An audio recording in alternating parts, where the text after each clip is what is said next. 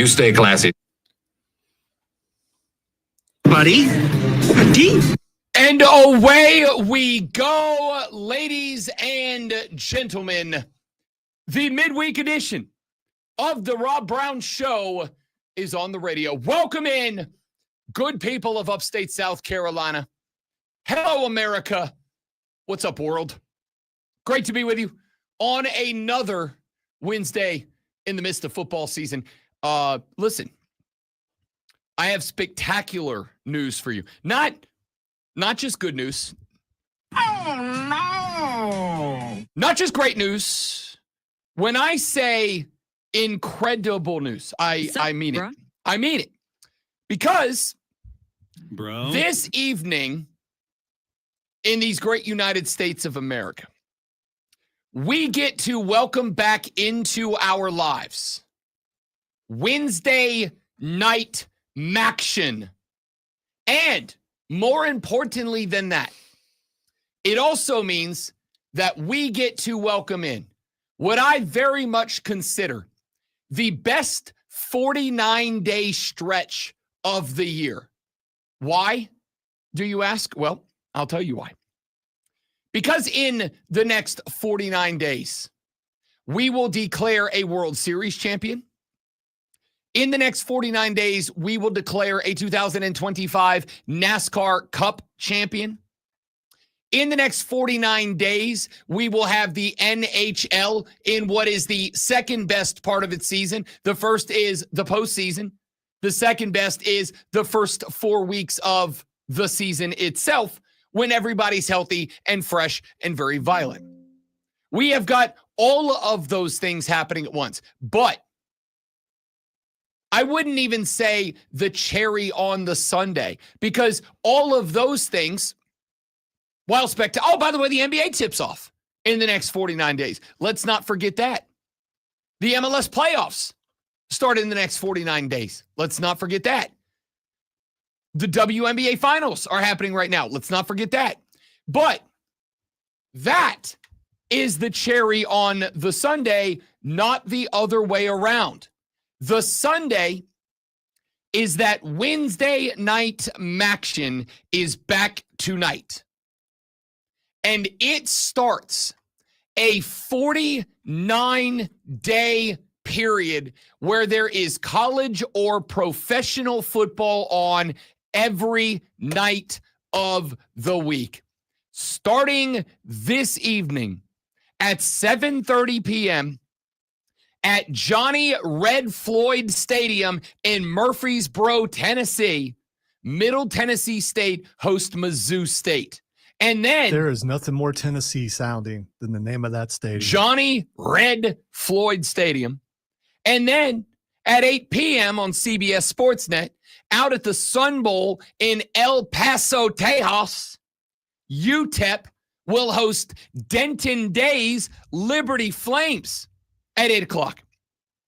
And then for the rest of the weekend, we have football from tonight for 49 consecutive days.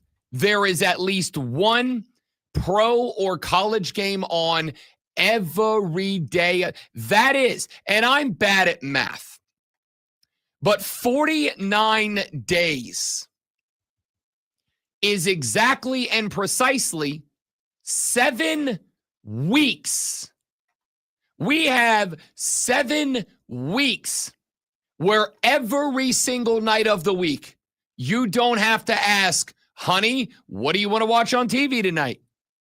We have 7 weeks where no one is going to ask you, hey, what you got going on this evening?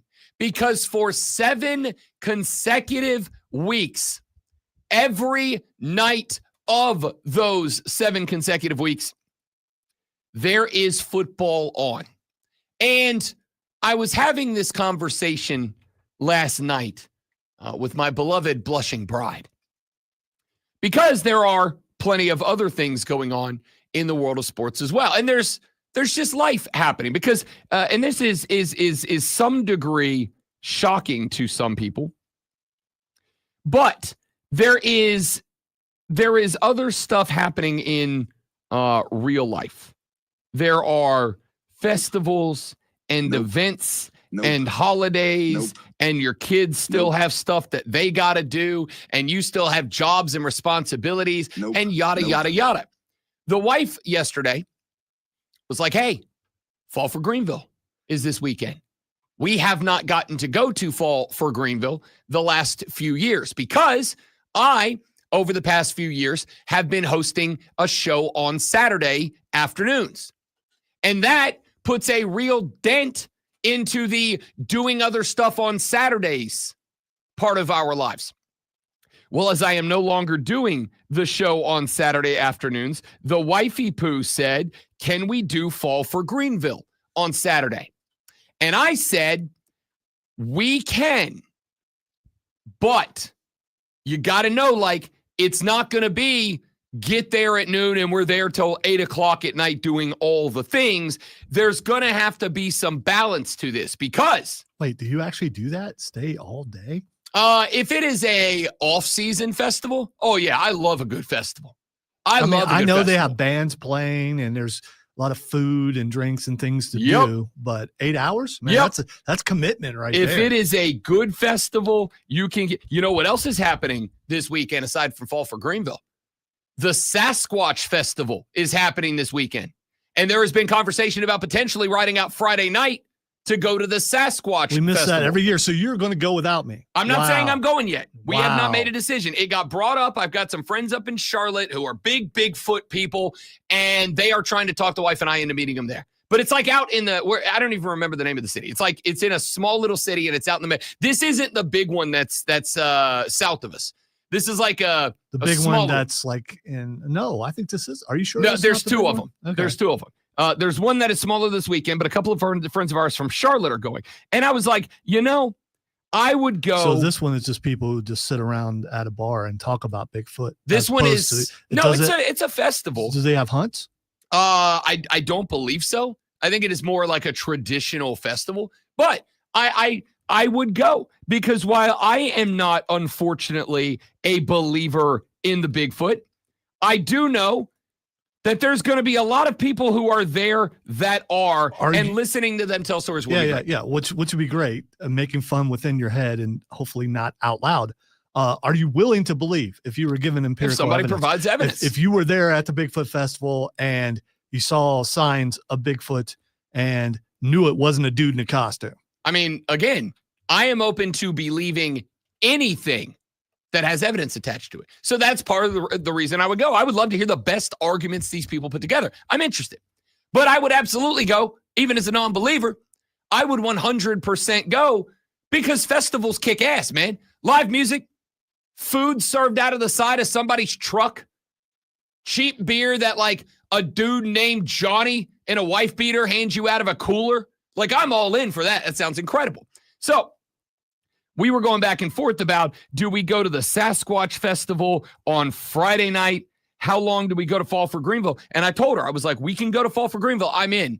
But we're going to have to pick the window because it can't be at noon. Ohio State is on the road at Illinois. And while I think that is going to be a bloodbath, you never know.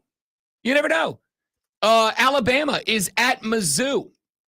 I do think Alabama is going to cover the, I believe, 8.5 that they are favored by in that game. But Ahmad Hardy, you never know. Maybe there's something to that guy.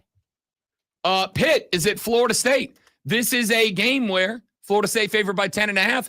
Clemson is going to find out this weekend what that Florida State team they are going to play in 2 weeks looks like.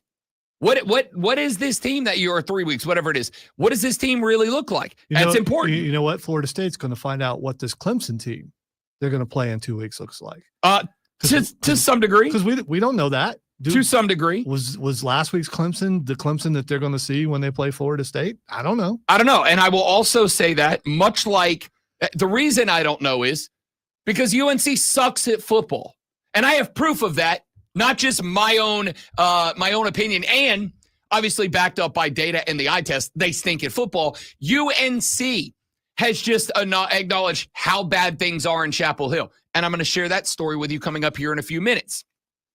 But The reason that I have said, and in fact, one of the topics I have on the prep sheet, on the rundown for today's show is this. I did not expect, after the get-right win over North Carolina, I did not expect that we were going to get 1,000 phone calls and text messages that would turn this show into a Clemson Tiger tailgate party until Saturday. I didn't expect that because, that's the win that you expect. That's the win you expect. On the flip side, UNC sucks at football. And on top of that, I don't know what you're going to see this weekend and how we can gauge it. I mean, consistency is going to matter. And if we see the same offense pop off, that's going to be great. But I also have to point out that Boston College might be worse at football than UNC is, right? So it's kind of one of those things where we have to bring in the old Rob Brown Show sliding scale of truth. And the question we are going to have to ask is, if Clemson goes out and puts the work on Boston College, as they better, then we will have to ask the question, was that because Clemson is a team that got right, or was that because they played the worst two teams in the ACC back-to-back? And then they have SMU, who is also not the SMU they were last year, but is also an SMU that does have Kevin Jennings playing better football. In the first handful of games of the season, when the narrative was this SMU team does not look like the same SMU team from last year, the narrative was, yeah, but Kevin Jennings isn't going yet. Well, he's kind of starting to pick it up.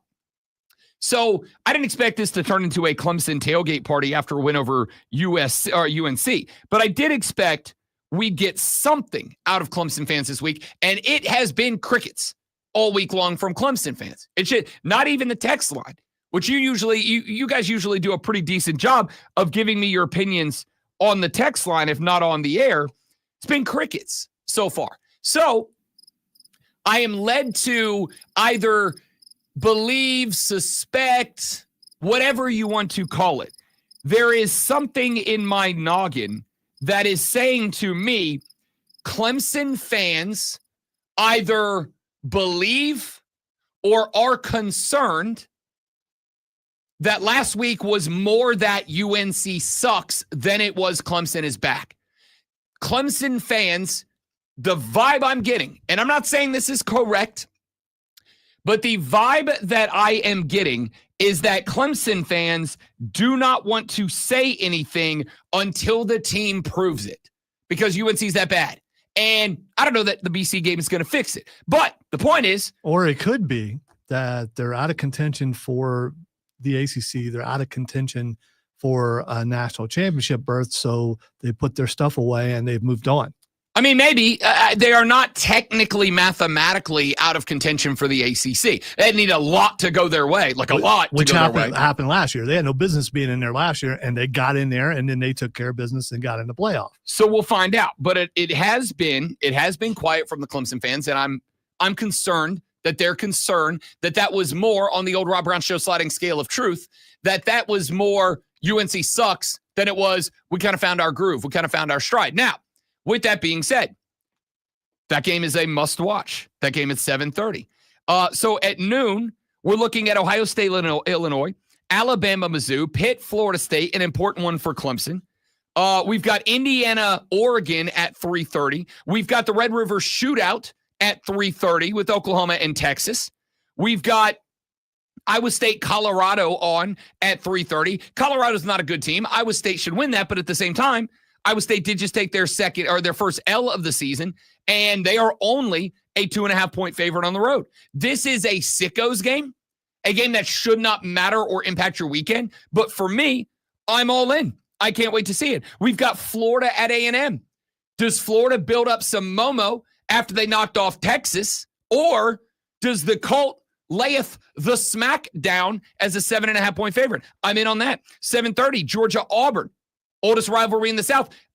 Georgia is on the road, only a 3.5-point favorite. Michigan at USC. USC caught a top 25 ranking for a couple of weeks there. They are favored over number 15 Michigan this weekend. by 2.5. I'm in on that game. South Carolina, LSU, kind of the same situation with Clemson. Was the Kentucky game on the Rob Brown Show sliding scale of truth? Was the takeaway from the Kentucky game more South Carolina found their groove, Stella got a groove back, or is Kentucky just terrible? Which one of those is more true? It could be both. It could be both. And I think we are going to get a pretty good inclination about which one of those two is true when South Carolina's on the road at LSU on Saturday night at 7:45. The point is, Arizona State at Utah, if you're a weirdo like me staying up to watch a 10-15 kick.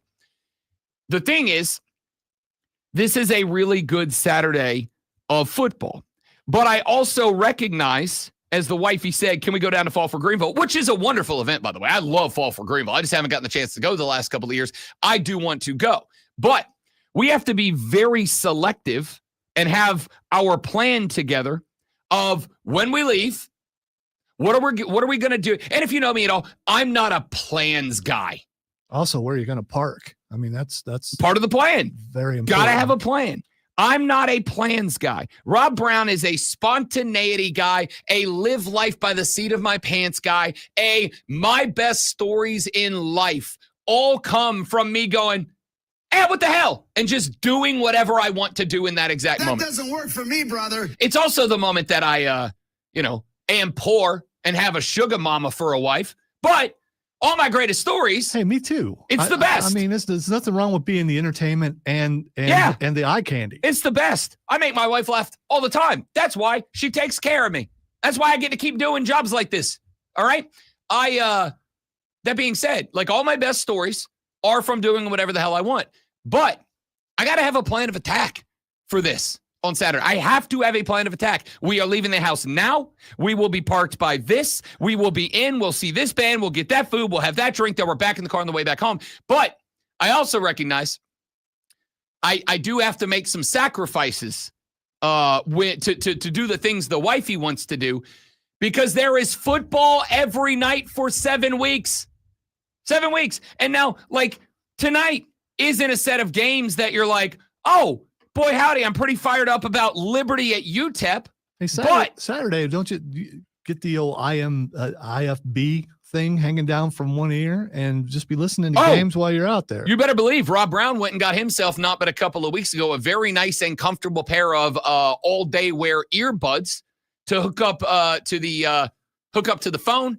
You better believe I will have my my little apparatus on that allows me to check in and out on different games. I will have one of my wraparound shows on the ear. 1,000%. The point is, I am going to have to make some sacrifices over the next few weeks for the wifey, and I've got to give her a bunch of what she wants at points. I know I am going to have to miss some football. I am going to sacrifice some football with the knowledge that there's not a night from tonight for 7. We do not have a non-football night for 7 weeks. Every night of the week, there's at least one college game on. Every night of the week, there is at least one college or an NFL game on for 7 weeks. So we gentlemen and ladies, because I know a couple of ladies that are in a football loveless relationship. You got yourself a boy toy who's maybe not into the pigskin like you are. Some of us are going to have to make, and my wife's a football fan, but she's not super diehard. She loves her Cox and she loves the Saints, but she's not a diehard like I am. So I know that she's not going to be fired up about Liberty UTEP tonight. Sacrifices are going to have to be made every now and then. And because I love her, I'm going to make those sacrifices. But I'm also going to make those sacrifices with the knowledge that last night was our final football-less evening for 7 bleeping weeks. Let's go. All right, we were talking about UNC a second ago. I was going to save this for later in the show, but I just want to do it now. UNC sucks at football. But I've said it is bigger than just the football team. Bill Belichick, in my opinion, has rotted the culture of that football program out. Rotted the football culture at UNC. How do I know that?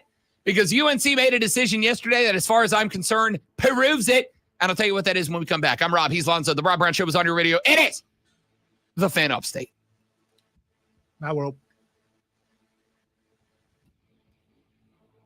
All right, guys. Good morning. Stay right there. I'll be right back.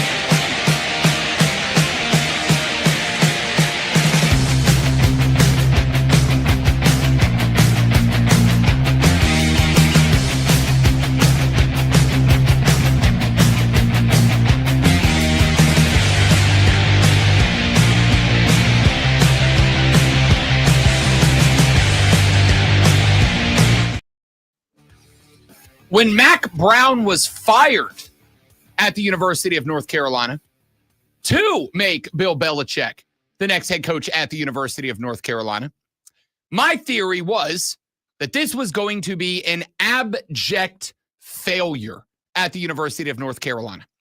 And the reason that that was disappointing to me was very simple. Because while Mac Brown, I do not think was going to be the guy that took North Carolina over the hump from bottom tier in the ACC to a middle school, a mid school, not middle school. Those are different things. They are different things. You're right. A mid school in the ACC. I did think that Mac Brown, a guy who, A, very much loves the University of North Carolina, and B, a guy who I have spoken with people who have played for Mac Brown, much like Dabo Swinney, guys who play for Mac to this day love playing for Mac Brown.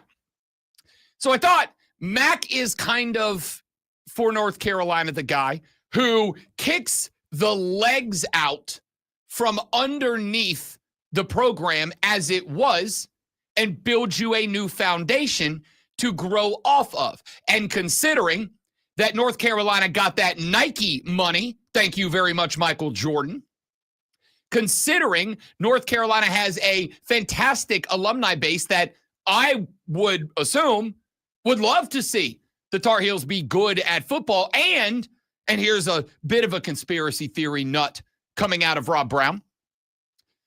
The ACC has, for many years, in my ever so humble yet frequently correct opinion, the ACC has for many years proven that the Tobacco Road schools are their priority. Not Clemson, not Florida State, Miami, North Carolina, Duke, etc. Those are the priority.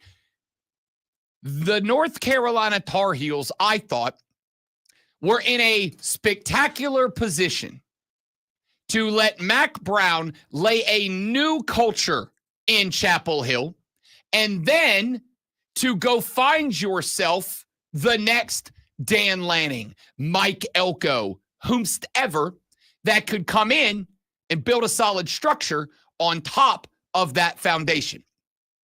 And instead, what they decided to do was to get rid of a gentleman who had a proven track record in college football. Sure, it might be a track record that's got a little dust on it, but you're North Carolina.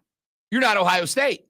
So let him build the foundation. Let him build the foundation and then go find the guy who is next. Instead of doing that, they decide, why do we not go get a 70-plus-year-old guy who has never coached college football in his life and who has a career head coaching record without Tom Brady? That is, and this is true, I looked it up, 40 games below 500 as a head coach.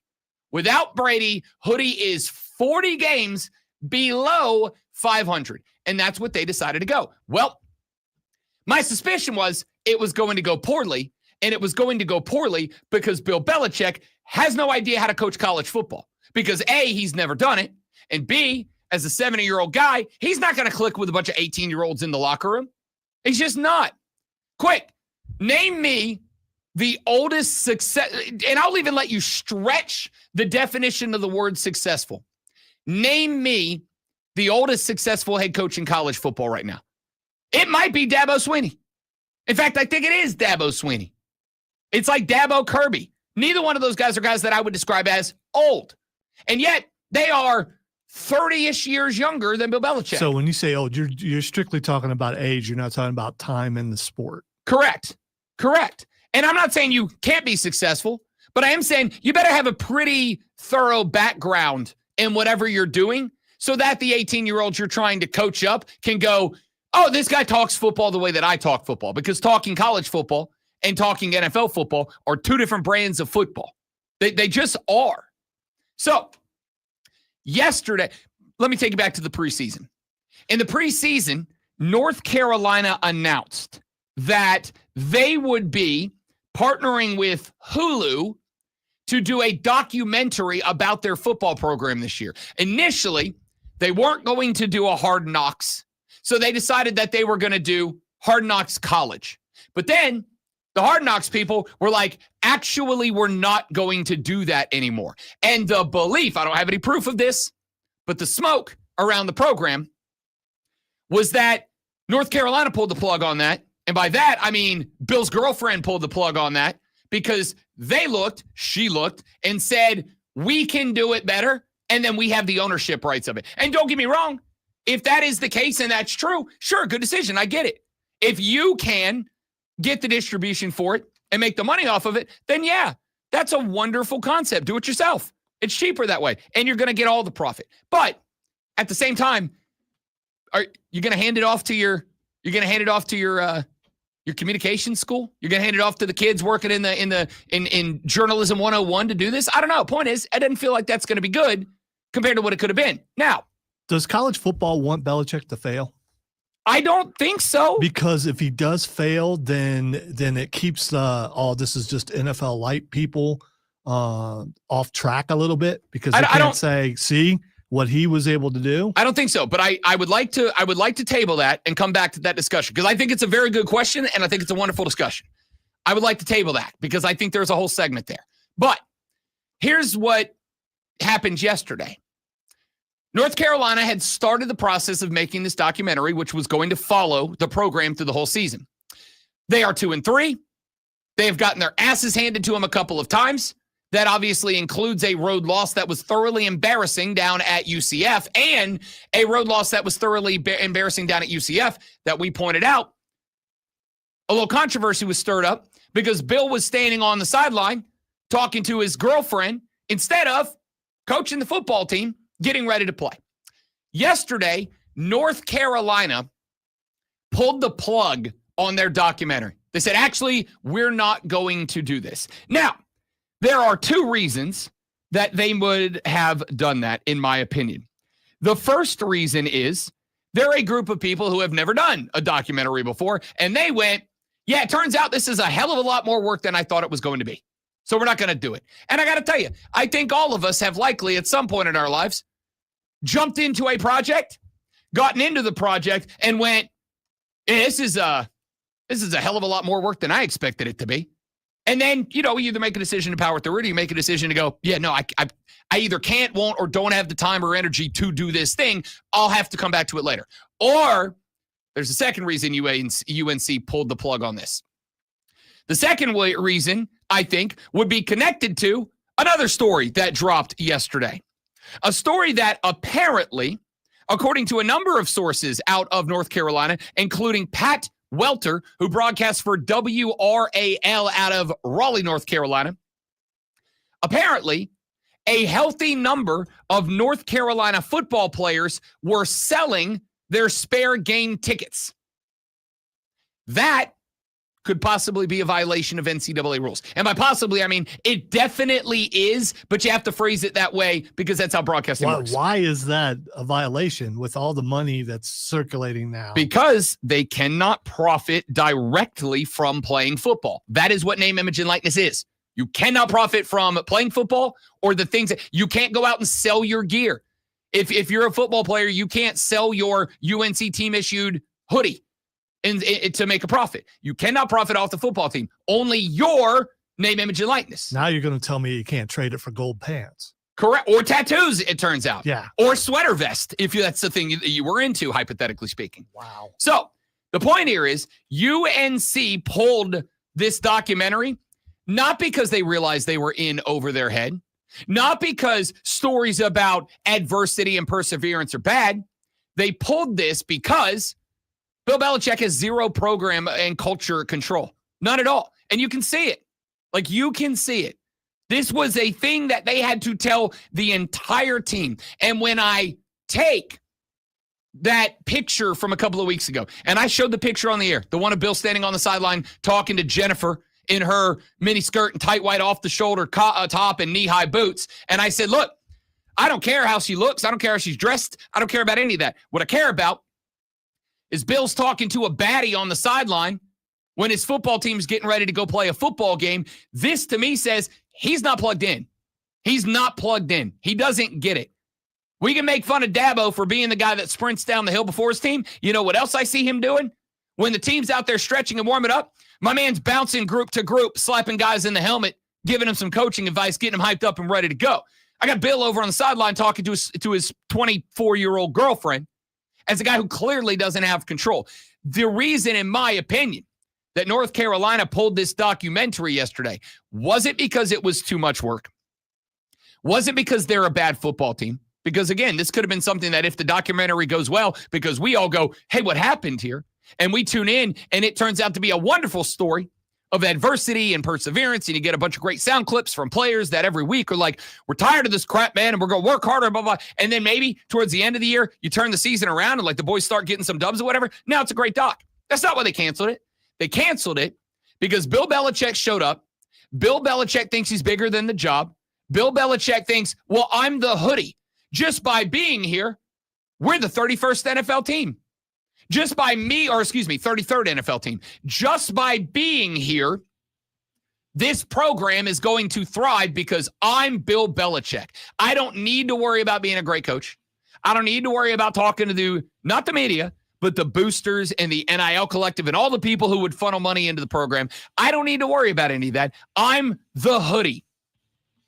And instead, North Carolina, who bought into that line, instead of getting a guy who can just show up and have everybody fall in line because #the process, what they got was a 70-year-old man who is wrapped up in his 24-year-old girlfriend, who does not coach the football team, who handed it off to a bunch of other employees, who went out and got 70 new guys on the program and then did not install the culture of the program into them. So you end up with a disjointed, pathetic football team that everybody's wiping the floor with. That's a bummer, dude. Because North Carolina, it felt to me, was laying under Mac Brown the foundation to jump up from the bottom tier to the middle tier of the ACC. And now they went from the bottom tier to setting a new bottom tier in the ACC. It's a joke. It's a joke. Lonzo asked a very good question. Is college football rooting for Bill Belichick to fail? I'd like to get into that. Shane Beamer gave some thoughts yesterday on what the team did during the bye week, setting up for LSU. All that and more coming up on the Rob Brown Show in the Fan Upstate.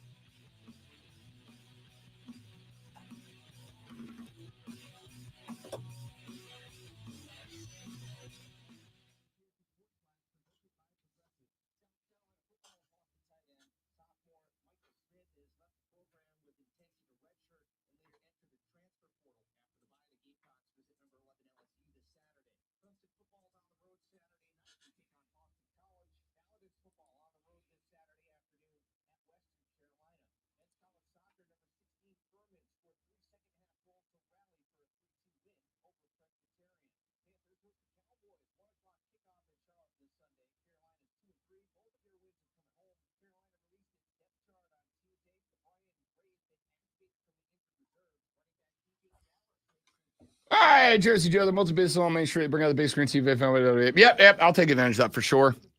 Patrick, I'm glad. Yep, that's where we were going. They should have just turned it into the Last Chance U. Last Chance UNC. My Rangers got shut up by the Pens last night. Not a good way to start the season. No, it was not, Joe. I watched a good chunk of that game along with the playoff baseball last night. I actually think Pittsburgh might be a better hockey team this year. It shouldn't have got shut out. It's not the way you want to start the season, but you're right. Does Belichick get fired at the end of the year or before? Dude, I'm going to say at the end of the year. I do think he is out. I cannot, if I am North Carolina, like, can you right now sell me on #trust the process?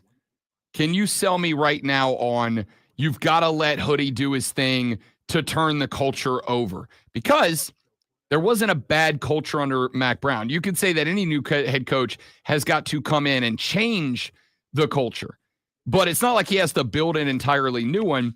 Can you make me the argument that a guy who, whether you think the Patriots were good because of Brady and Belichick or Brady or Belichick, is 40 games below 500 as a head coach without Tom Brady, can you convince me that there is a process that I should trust in Chapel Hill right now? Because the answer to me is no, you can't. You can't. I am happy to go look for a silver lining. I like North Carolina. I've got a bunch of friends who are North Carolina fans. I love all of them, including Hayden-ass Mario. I got nothing. I've got nothing that I can say, well, this is going in the right direction. They're playing poorly. They're fundamentally bad. From what I understand, the recruiting isn't exactly killing it right now. Like, there is one thing that the hoodie has hit on that would be the reason he gets time, which is that he did not have a recruiting class last year. All he's got is the portal, and he brought in like 70 guys to the portal, but all he's got is portal guys, and you need to give him time to recruit his own dudes. But here's the thing. You think Bill Belichick is going to kill it on the recruiting trail right now after what we're seeing? I don't think so.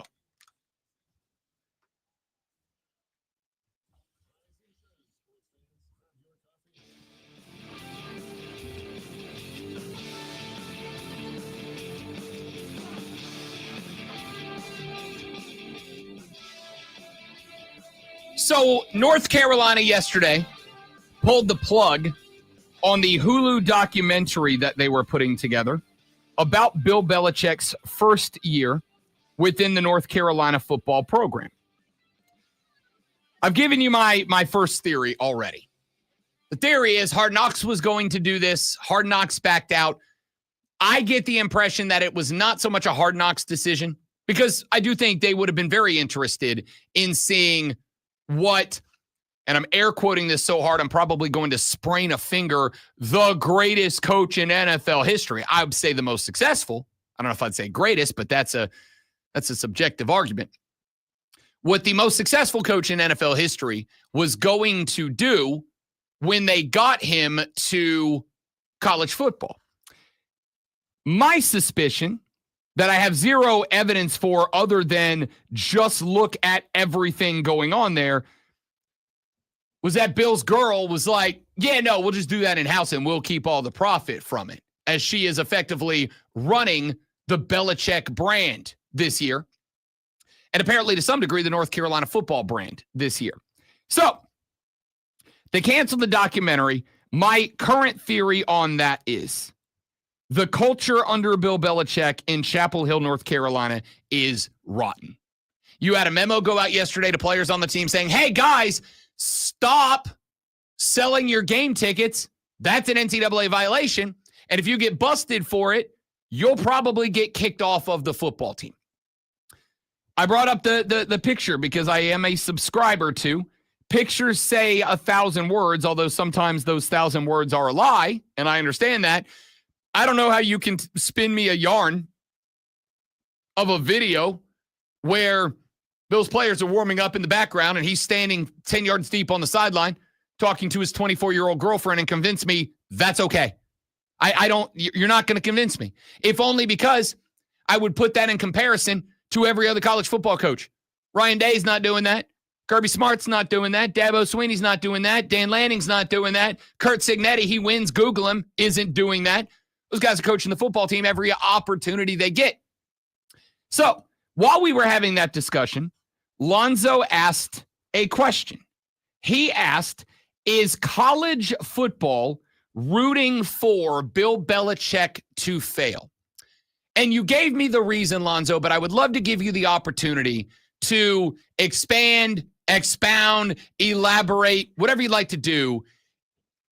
Why would that be a thing? Not saying that you needed to say they are or they are not, but why would that be a thing that college football would be rooting for the hoodie to fail in Chapel Hill? Well, it's just about words, because there are people, some even on the station probably still, who want college football to be what it was and not what it's become, which appears to be NFL light. So if you start bringing in NFL coaches, then you can't break that new stigma, because then you are NFL light. If you look around and all you see are NFL coaches and NFL GMs that have come to college football, then suddenly that's what you are.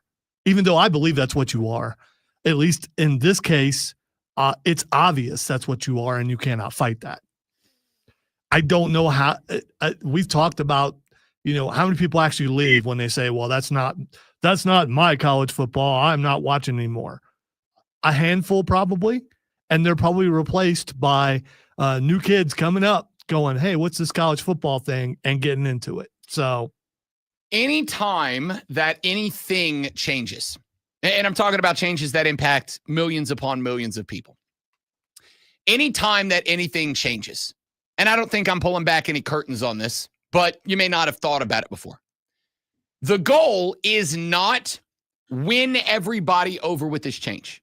That's not the goal. And we can talk about government. We can talk about anything.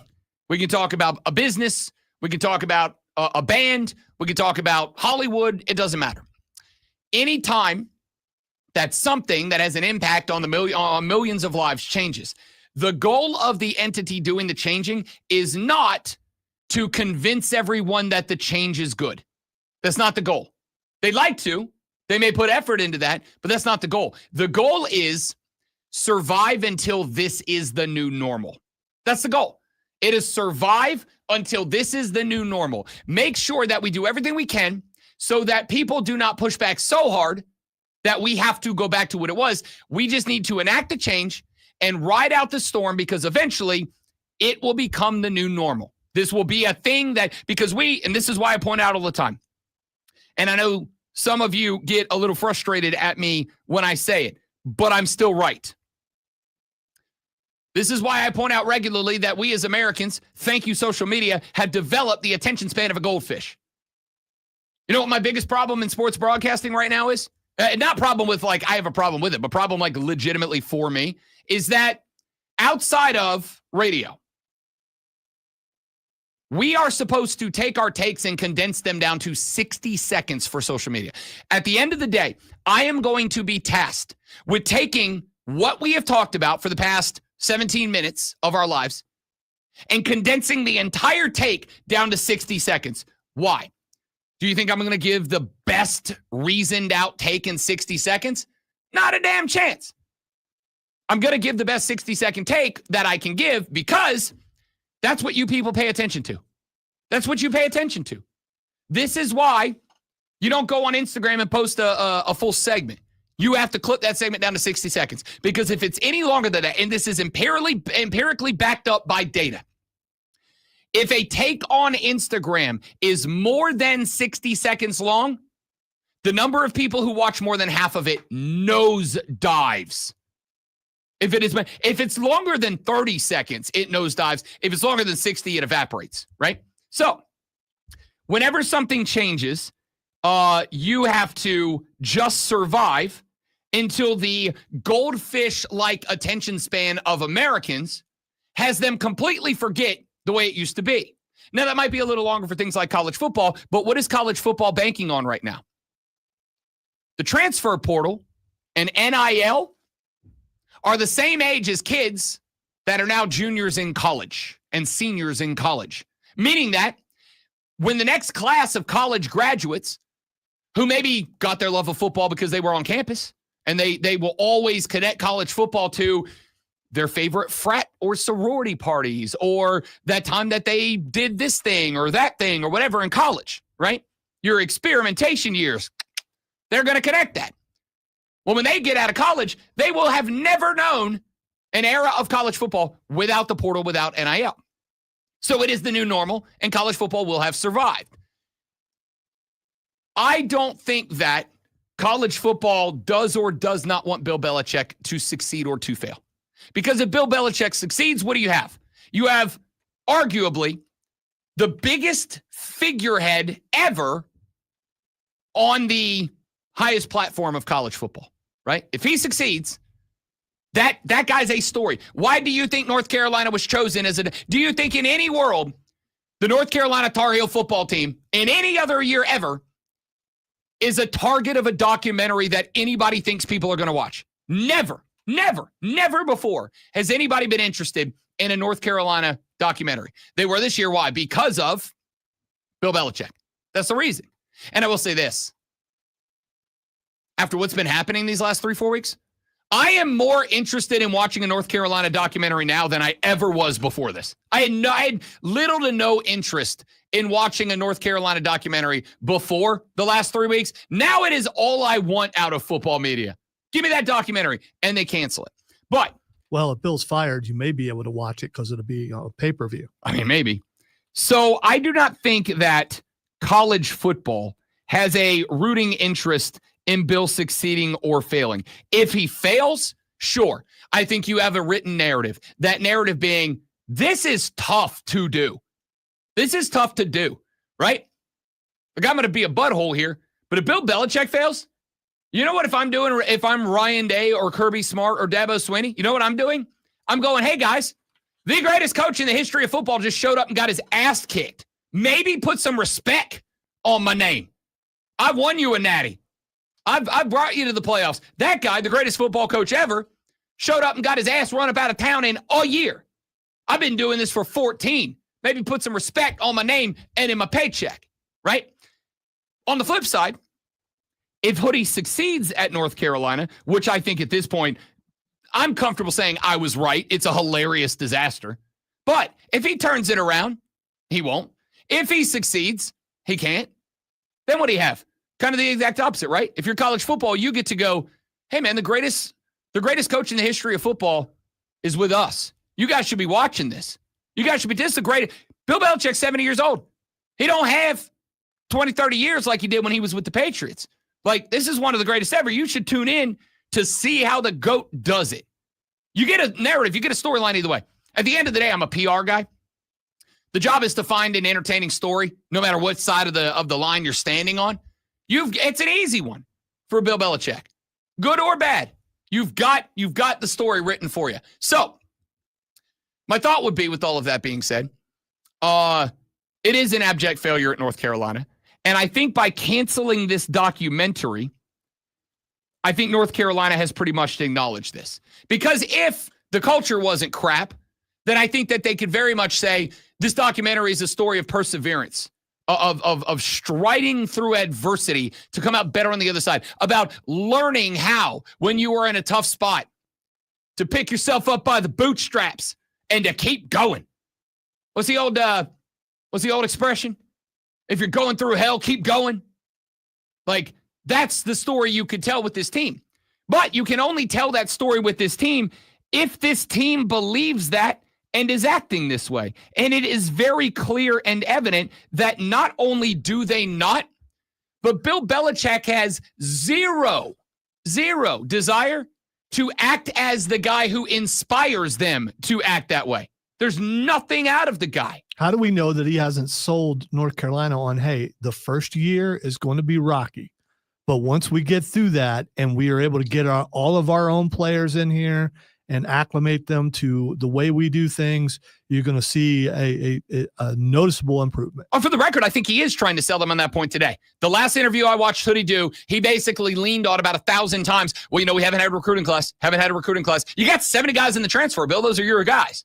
But I'm willing to give him the credit for that. Haven't had a recruiting class. That's all well and good. As I asked Mario last week, as I'll ask you guys right now, I am putting you in charge of the public relations department. You are replacing Jordan as the PR agent for the North Carolina Tar Heel football team. You ready for your challenge today? Spin me a narrative of optimism for the Heels right now. Just give me anything. Just give me anything. The only thing you got is Bill hasn't gotten a recruiting class yet. That's not good enough for me. You got 70 guys in the portal. You had to sign off on those guys being there. That's your guys.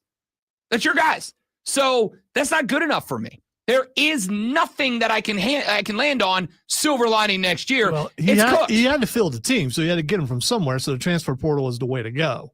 But transfer portal, for the most part, this is my opinion, except for the top 3 or 4 guys, are people who couldn't play somewhere else.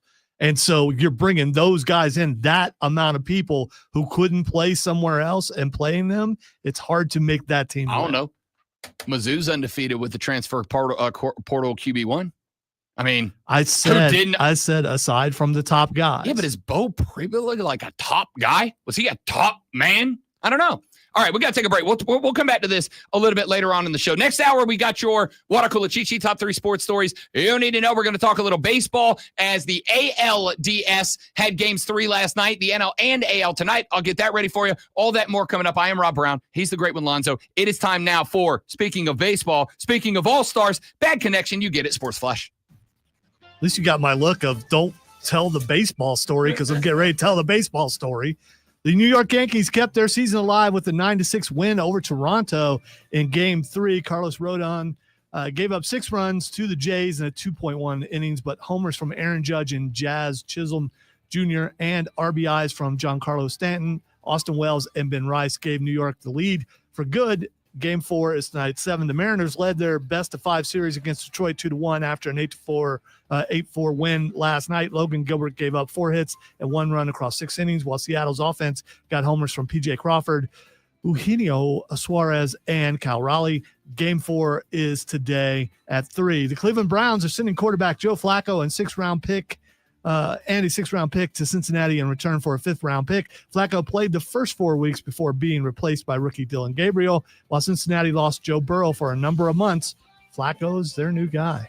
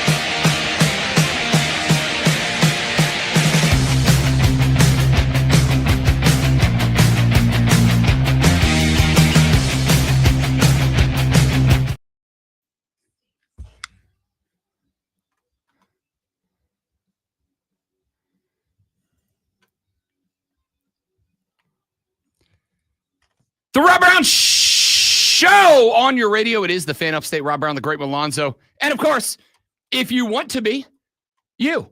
It is Whatever Wednesday. Bring it back Whatever Wednesday. Which means whatever you want to get to is on tap today. It is on you what we get to today. You want to get to some college football, some NFL football. I know that there is at least a few of you that are baseball fans. Nope. I got paid for 4.5 years to do a baseball show. I know there's some baseball dudes out there. We'll get into some baseball. That was a slip of the button.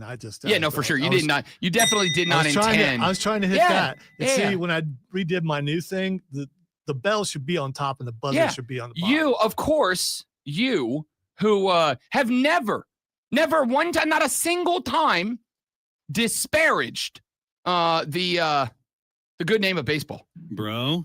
Never once in the history of this show have you disparaged the good name of baseball. Nope. You, of course, wouldn't have not accidentally played the buzzer sound when I brought up MLB's postseason, which has been very good. I'm rooting for them Yankees, man. Yankees look good last night. Aaron Judge, you know what? You know what's really weird? Aaron Judge is batting .444 in this postseason so far, which is an incredible number for a dude that took a lot of crap.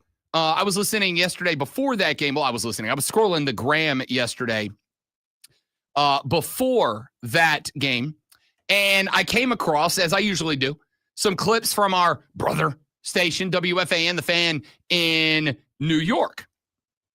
And they were having a conversation about, is the moment too big? Is the moment too big for Aaron Judge? Because it just feels like Aaron Judge is not getting it done in the postseason. And then I looked and I'm like, what is Aaron doing in this series? Because it feels like he's been on base quite a bit. He's batting like .444. Except when there are runners in scoring position and he's batting like 125. Right? Like in the moments where they need him to come through and come up with multiple RBIs, he's failing. But in the moments where he's the only guy wearing pinstripes on the diamond, he's the only guy out there on offense because nobody's on the bags, then he's a friggin' masher. But they're still winning, right? So no, they faced elimination last night. Did they? If they lose in the next 2 games, they are cooked. They are done. All right, so you're blaming him for everything. It is no, I am not. I'm saying the folks in New York are. And we all know that, of course, New York fans are logical, reasonable, level-headed fans when it comes to their teams. Without a doubt. Yeah, they never ever overreact to anything. But yeah, they're freaking out about Aaron Judge. That was a lot of evers, by the way. A lot of ever. Well, but again, it's New York. They never ever overreact to anything. Also today, you missed. In fact, I will get to this. Oh man, I was going to say I got my ass kicked last week, so I got to be perfect now. Hey, but it's Wednesday. I mean, we both did pretty well till Wednesday. Yeah. I was going to say you missed the pass. I mean, missed a chance to go ever. Yeah, I wasn't feeling it in that moment. My ever is not as good as yours. So it's one of the few things I got going for me.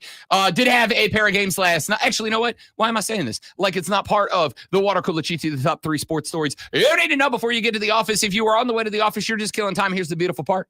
For the next 49 days of our lives, there's football every day. Every night for now until 7 weeks from now, there is football every single night of the week, college or professional. So you got to kill a little less time because let's be honest, if you're a football junkie, like you have a problem, you're a sicko like me. Hey, you might get fired up about UTEP versus Liberty at 8:30 on a Wednesday night because what am I going to do? Watch the news? Get out of here, lame ass. I'm watching UTEP versus Liberty on a Wednesday night. So you don't have to kill as much time, but you're right. That's not lame. You do have 12 hours and 25 minutes to kill until our first games kick off this evening. So we can burn 8 of those off at work. Not by working, of course. You're not going to work at work. You're going to talk sports at work. You're going to eschew all of your responsibilities in order to engage in some loving discourse about sports.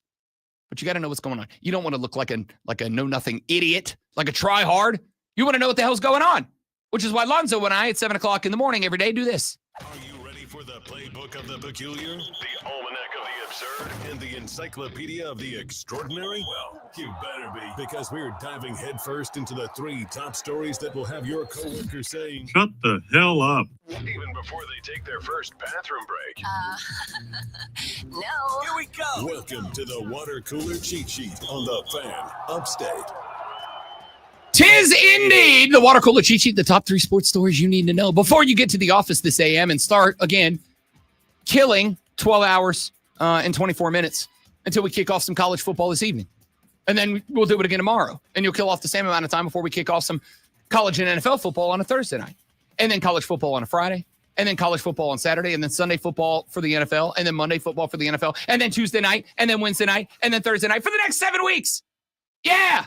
That sounds awesome. Let's do that. Item number 1. Speaking of college football, item number 1 is a college football story. Now, do I think that this is a college football story that you are going to look at and say this is as impactful as, say, the Big Ten considering a $2 billion private investment to pump up the volume, pump up the conference jam? No, I don't think it's that big of a deal. But I do think it is something that is going to be interesting. And I do think it is, as we pointed out over the past couple of weeks with guys like Diego Pavia winning lawsuits, or at least prolonging lawsuits against the NCAA due to antitrust legislation. I have said a few times, anything that the NCAA props up is going to be challenged legally by players. And at the rate in which they are winning lawsuits based primarily on saying that the NCAA does not have an antitrust exemption, therefore, they cannot put this type of prohibition on us, then I win a bunch of it. They have been so far. The NCAA is officially moving transfer portal season in college football. Remember, they had already agreed to go to a single transfer portal window, but they did not, a couple of weeks ago, decide on what those dates were going to be, which meant that they stayed, for the time being, in December. However, they have now agreed on a date range. The NCAA is officially moving the transfer portal to a 2-week period that will run from January 2nd to January 16th, starting this upcoming year. They will have the transfer portal open January 2nd, so the day after the New Year's 2, 6, however many there are left. They will have that run. Through January 16th, pardon me, which you will note, if you are paying attention, is 3 days before the college football playoffs get started. The national championship this year will be determined on January 19th. So you have effectively 3 days of portal window between the end of the portal and where we go from here. Now, I don't know what other legislation is going to be changed. I would not be shocked to see at some point an adoption of legislation that would say for every day that is in the window, a team is active, as in still alive, has a bowl game or has a college football playoff game or makes it all the way to the championship. For every day in that window that you are active, and this is what I think they should do. For every day in the window that your team is still a football team, I'm talking in the playoffs, in the natty, whatever. Every day your team is not eliminated or your season is not over, you have 1 day tacked on to the end of that portal. So if you make it all the way to the January 19th national championship game, as the window will have opened and closed during your playoff run, that team, those 2 teams that play for the natty, they should get a full 2 weeks after the season is over where they are still allowed to utilize the portal, players in, players out. The teams that play, let's say, in the college football championship semifinals, January 8th and January 9th. The 2 teams that lose in those games, as they have 6 and 7 days where the portal is open while they are still a team, they should have 6 and 7 days tacked on to their portal window at the end of their season. So the team that loses in semifinal number 1 on January 8th, a Thursday, they have 7 full days tacked on. The team that loses on January 9th as they have lost 6 days, as the team that loses January 9th had 7 days where they are active and the portal is open. They should have 7 days tacked on to the end of the portal. So the portal does not close for them on the 16th. It would close on the 23rd or whatever, however math works. I don't know. So we'll see how that plays out. There's still a lot more that has to be discussed. The Division I Administrative Committee voted yesterday to adopt the proposed dates of January 2nd through 16th. College football players, according to, by the way, Max Olson of ESPN, college football players, including graduate transfers, must now wait until January 2nd to officially enter their names in the portal and initiate contact with other schools. The reform is expected to be finalized at the conclusion of the administrative committee meetings today. The new 15-day transfer portal window opens up 1 day after the college football quarterfinals conclude. Players on the two teams competing in the CFP National Championship game on the 19th will get an additional 5-day period from January 20th through 24th. This is why I was saying I think they should get however many days they're active, because if you are Ohio State last year and you play for the Natty, that window is closed while you are still practicing for the national championship. That window closes. You should get the same amount of time in the window as everybody else. This kind of feels like, the last place team gets the first draft pick and the Super Bowl winning team gets the last. That's not a thing here. It can't be a thing here. So we'll see how that plays out. We'll talk more about that later on in the show, but let's get to item number 2. I believe in you, water cooler. There you are. I knew it could do it. 2 Major League Baseball games last night. The AL Divisional Series were underway last night. The Seattle Mariners now lead the Detroit Tigers 2-1 in their best of 5. Seattle, the 2 seed, hosted games 1 and 2. They split 1-1. Game 3 last night in Detroit went the way of the Mariners. Now the Tigers will try to split 1-1 at the crib, as today they will face elimination. Logan Gilbert picked up the win for Seattle last night. 6 innings, gave up just 4 hits, 1 run, K'd 7. Jack Flaherty took the L for the Tigers. 3.1, gave up 4 hits and 4 runs, struck out 6 in his effort. But it was the Mariners from the dish that got it done. They only had 8 hits last night, but they did get home runs from Eugenio Suarez. They got one from J.P. Crawford. And, of course, the big dumper, Cal Raleigh. Got a postseason dong last night. In fact, I don't know if you saw this. It was very cool. There was a dude in the outfield who was wearing a Mariner shirt that said, dump 61 here, as this was going to be home run 61 on the season for Cal Raleigh. The dude was wearing a shirt, though, that said, dump 61 here, and he caught home run number 61. That in and of itself is cool. You know what the guy did after that? He took off that shirt and had another shirt that said dump 62 here. That guy came in with I don't believe in like manifestation, right? Like I don't believe in that stuff. But this dude clearly did that. Do you believe in scripts? Dude, I mean, it's a work. He hit the ball. He knew all along that ball was going to come to him. He knew it. That dude rocked a shirt that said dump 61 here. The big dumper dumped 61 there, and then he popped off the shirt and had dump 62 here. That man said, I'm bringing both the Cal Raleigh's dongs home. That's incredible. That's absolutely incredible. Seattle win 8-4. They are now up in the series 2-1. I want to say that's the weirdest thing you've ever said. What, he hit 2 home runs to that one guy? That was, he was saying he was bringing home 2 Cal Raleigh homers. That's impressive. Okay. 9-6, the Yankees finally figure it out against the Blue Jays. Toronto swept the first 2 games at the crib. The Yankees get one back. Yankees win last night. Now they trail, however, Toronto 2-1 heading into game number 4. Carlos Rodon started for the Yankees, and it did not start well. Rodon went 2.1, gave up 6 hits, 6 earned runs, K'd just 2 before he got yanked from that game, and it turned into effectively a bullpen game for the New York Yankees.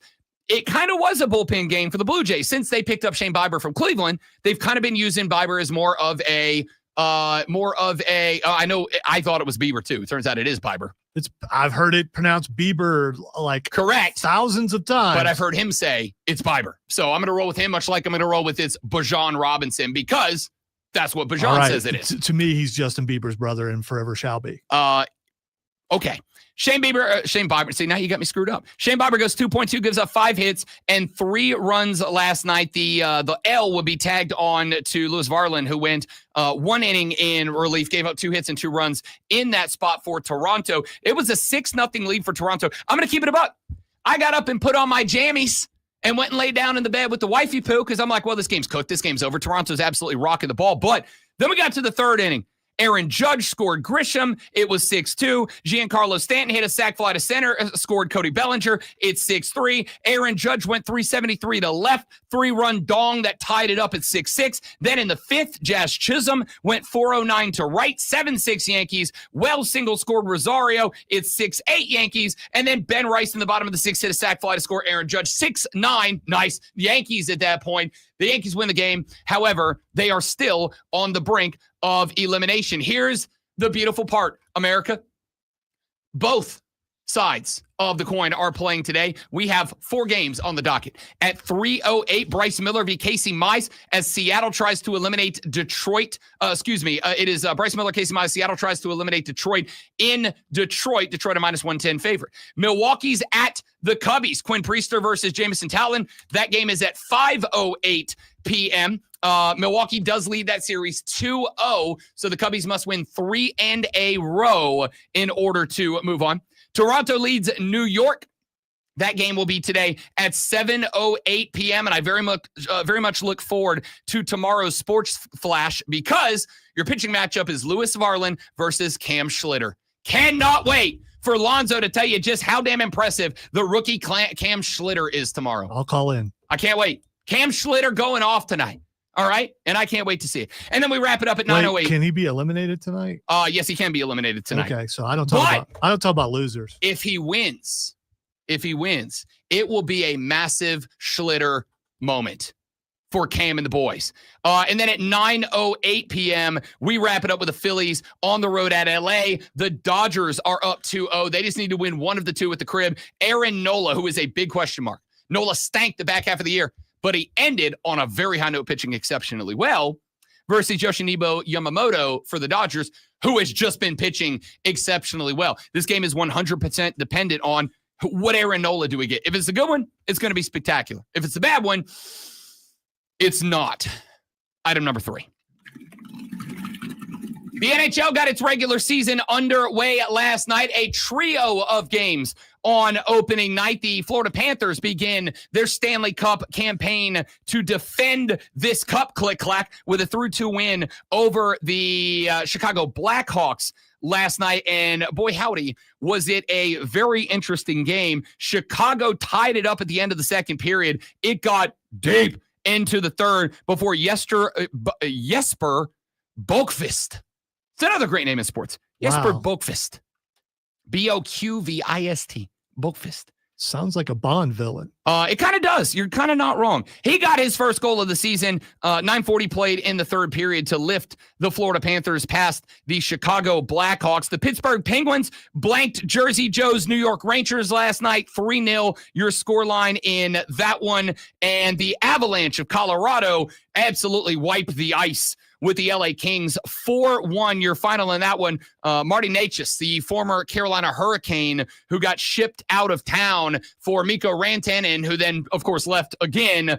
Necas had a pair of goals last night for Colorado. Nate McKinnon had 2 assists for that team as well. A tremendous start for the Avalanche and the Penguins last night. Florida on the board with 1. We do have a few more games on tap tonight before we get to the first big slate, with Thursday being most of the games. Coming up tonight, we have got, in fact, I clicked on the wrong day. We got a bunch of games tonight. Just trust me on this. Canadiens, Maple Leafs at 7, Bruins, Caps at 7:30, Flames, Oilers, and Kings, Golden Knights, all at 10 p.m. tonight. And then everybody else, including your Carolina Hurricanes, we'll get started on Thursday. The Canes will open their season at the crib against their Eastern Conference rivals, the New Jersey Devils, live at the Lenovo Center at 7:30 p.m. on Thursday night. The Nashville Predators, because I know there's at least a couple of you out there, 8 p.m. on ESPN Plus, will host the Columbus Blue Jackets from Bridgestone Arena in Smashville, Tennessee. Let's run to a break. When we come back here in just a minute, what does, if anything, what does this transfer portal window move mean for college football? What does it mean for the athletes? What does it mean the coaches? And what does it mean for us, the fans, if anything? I've got some thoughts on that. I'll share them when we come back. I'm Rob Brown. He's Lonzo. You're listening to The Rob Brown Show, and you're also very handsome, and I want you to know that. This is the Fan Upstate. Always the cheat sheet, Jacob. Sometimes we just have to, sometimes we got to have a little yucks to start the segment. You know how that goes. You know how that goes. We do it for the yucks.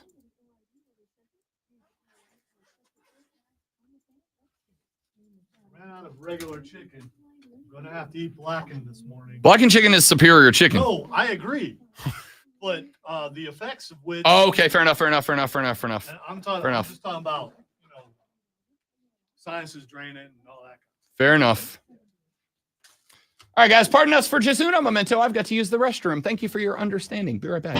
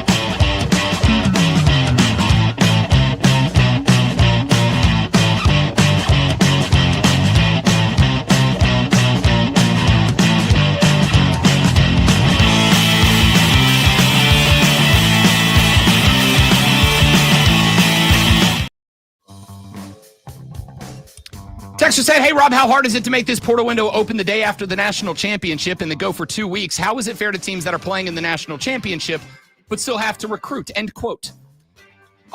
Look, that's been my big concern, my take, my thought, my opinion for a while now. And by the way, it is whatever Wednesday here on the show. So your text, your calls, your emails, your tweets, your whatever dictate the direction of the radio program. So send them and we will respond to them here on the show. So that was Chair's winning today, man. I see that. You are having a fist fight over there and you are clearly losing it. We are having a discussion as we announced yesterday. Nope, scratch that. This morning. That yesterday, the college football transfer portal window has officially been given new dates. We will have a window, just one. It will open on Jan 2, and it will stay open until Jan 16. That is 3 days before the January 19th national championship game. So if Lonzo's Ohio State University Buckeyes were to make it back to the national championship this year, that means that some members of the coaching staff for the Buckeyes would not only have to be preparing their team to play for the biggest game of the season that any team will play in, but they will have to be monitoring the transfer portal as well. Now, granted, the teams that play in those last few games will get an additional 5 days tacked on to the end of the window. But if your team is done playing on Jan 1 or December 27th or December 17th or whatever, your team will have plenty of time to evaluate the window to meet needs and whatnot. So I don't remember how, as far as contacting the transfer portal, so you can't talk to them before the window opens? The rule is that, yes.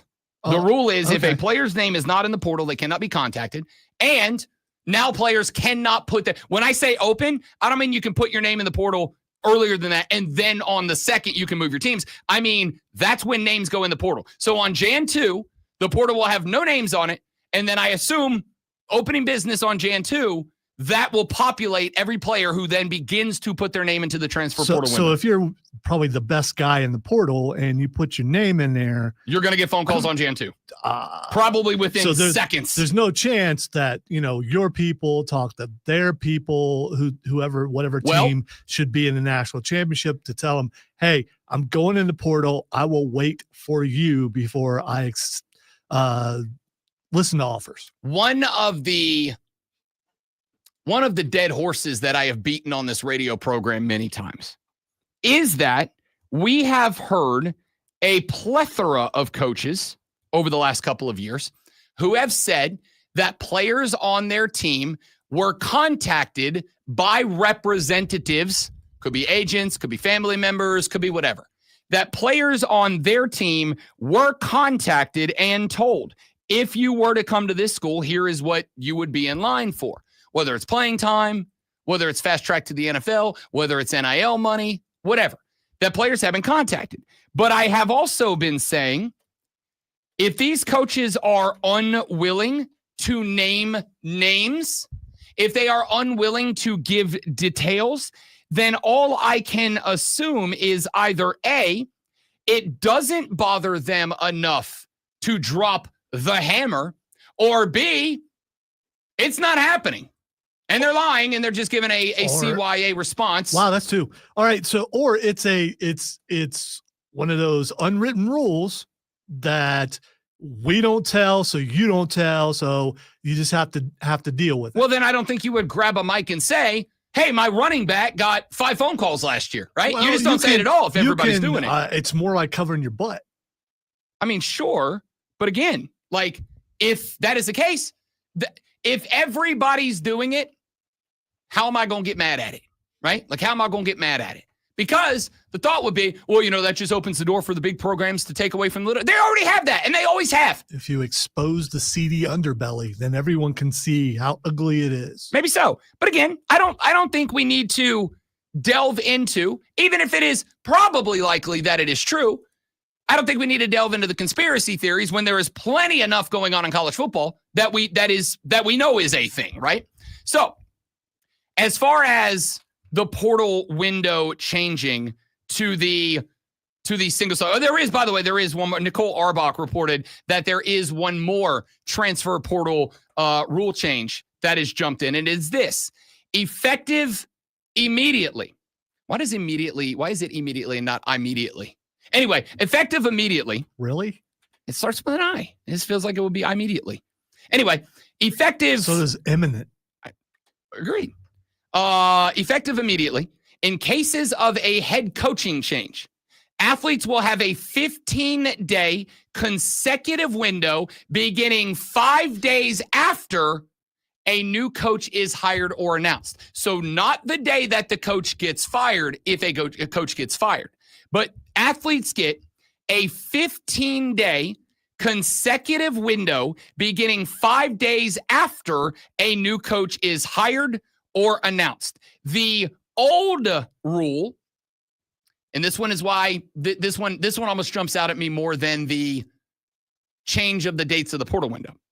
The old rule was that athletes got a 30-day transfer window immediately following the head coach's departure. So if a head coach got fired, it opened the window immediately, and those players got 30 days before they were locked out of a move. Now, the window does not open until a new coach is hired by the school, and those players only get 2 weeks. I do not think that I need a crystal ball. I do not think that I must be a college football soothsayer to say this one's 1,000% getting thrown into a court battle, the next coach that is fired. If it is Billy Napier at Florida, if it is Dave Doran at NC State, it does not matter. Whoever is fired next, because if you're a Florida Gator and Billy Napier gets fired and you came to that school to play for Billy Napier, and as a bunch of kids on that team did, like there's a lot of guys that follow Billy Napier from Louisiana over to Florida. Probably fewer now that it's been a couple of years, but there's some guys that followed him there.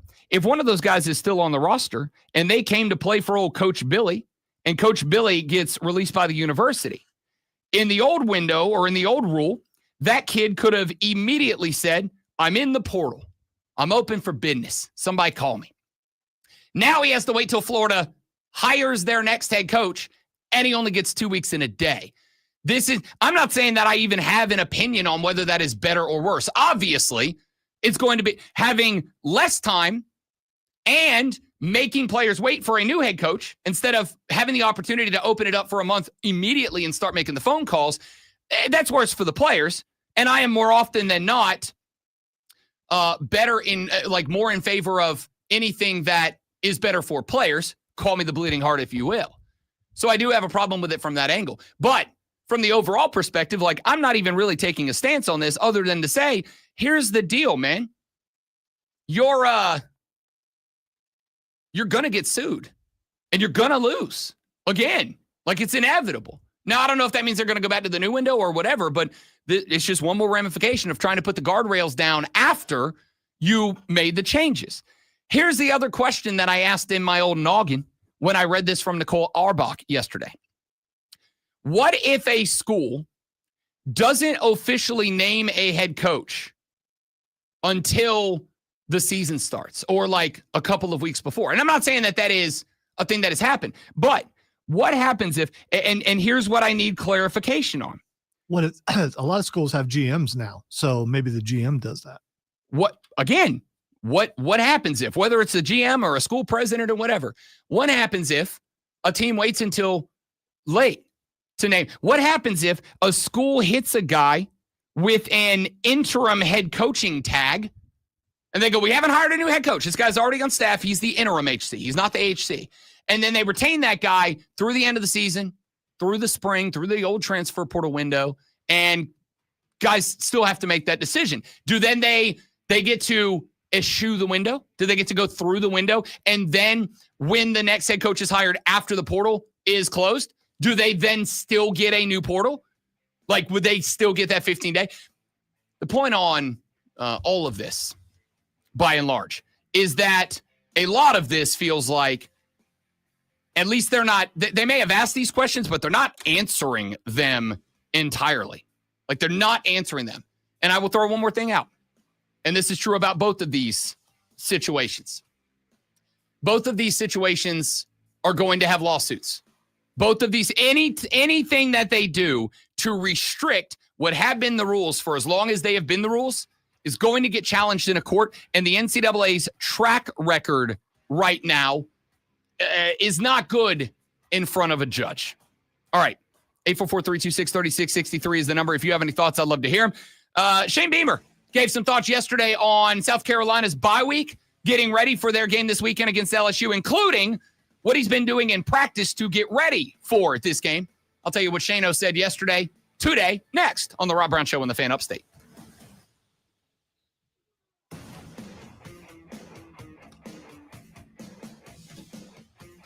Why are they talking about Taylor Swift on ESPN? That doesn't make any sense. Because she said some lovely things about Trav last night. He's Trav in our house now. He's Travy. Be right back, dudes.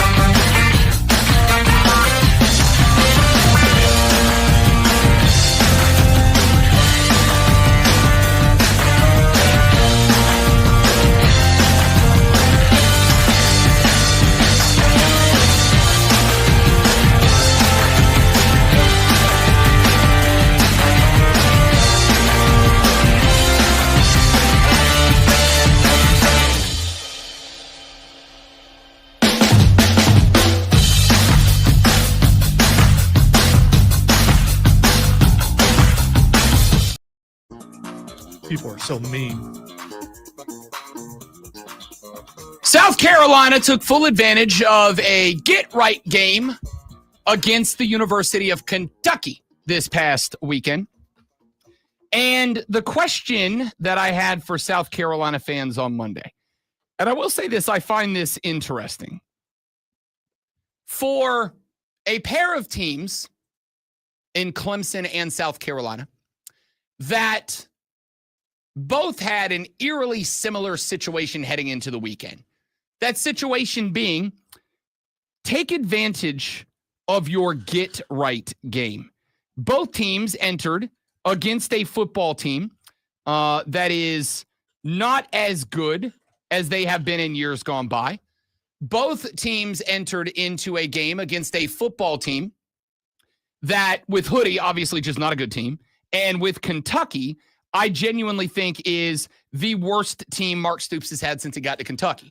I do not think Mark Stoops is on the hot seat. I do not think he's going anywhere. I think he will be given an opportunity to recruit well and get right, but it is still the worst team he has had in Lexington, Kentucky so far.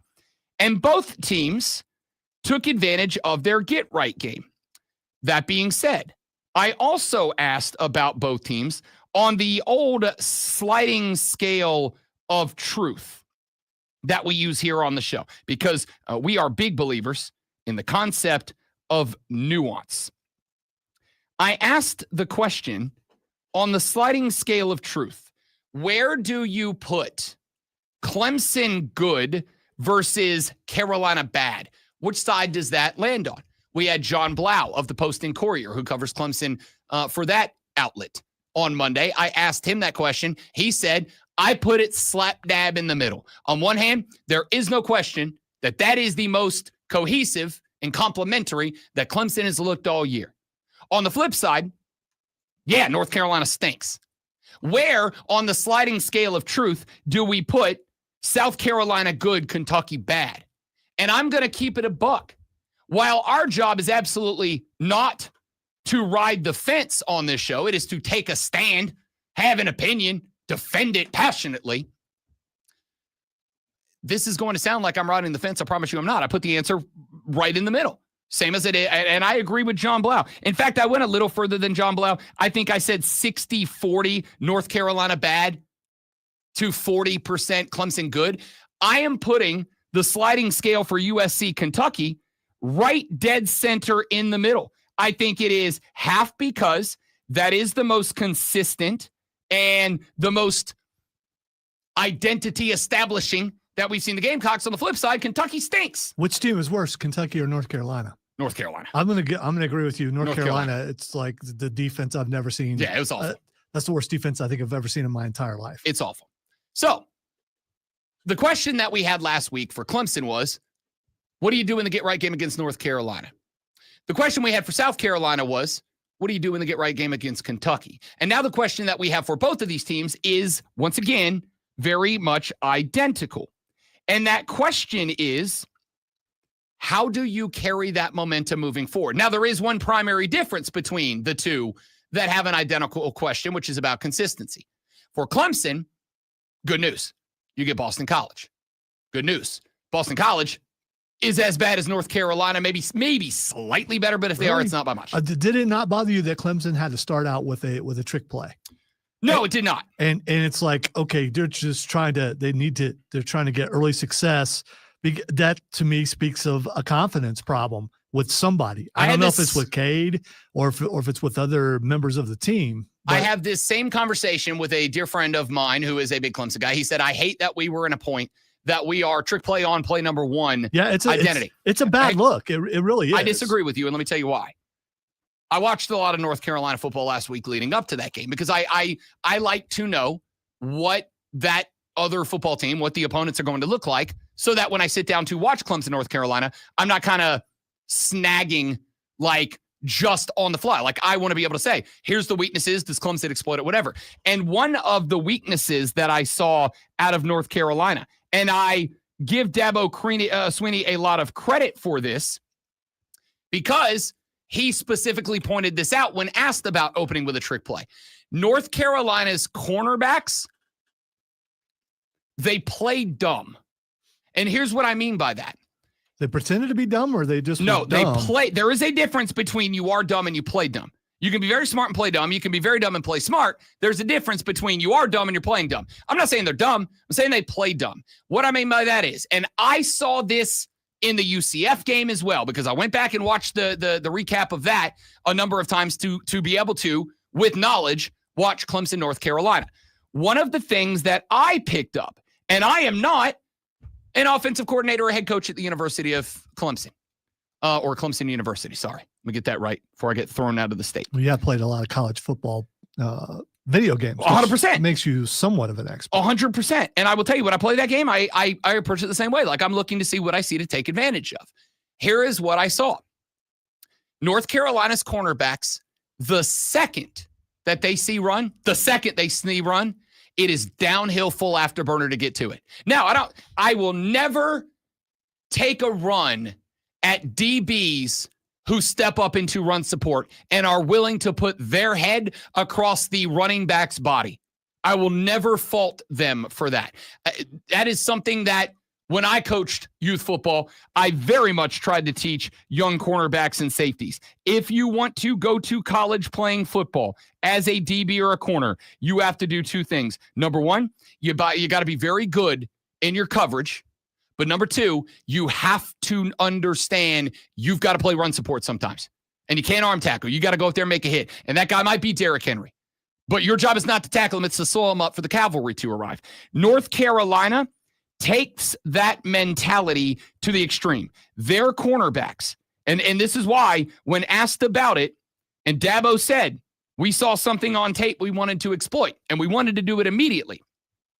I went, I actually really like that. You could have buried that 6-7 deep in the script, but if you know that this team has a set of cornerbacks that do not attack the run, they attack the run. All right. So then why not simulate it, get him to bite and take a shot? Whether this is real or perception, the fact that I thought that and a Clemson fan that you talked to also thought that means there are a lot of people probably out there thinking it was a sign of weakness. It was a sign of desperation. Here's the thing. I wouldn't argue. Especially if it didn't work. Obviously, it Correct. worked. It worked amazingly. It worked. Yeah, but it worked, did. Right? And it worked because they put good recognition. They did the film study. They saw a weakness and they attacked it. I agree with you. If they would have pitched it out to Williams and the wide receivers are all covered up and he ends up taking a hit for a loss of a yard or two, then I'm probably on your team today.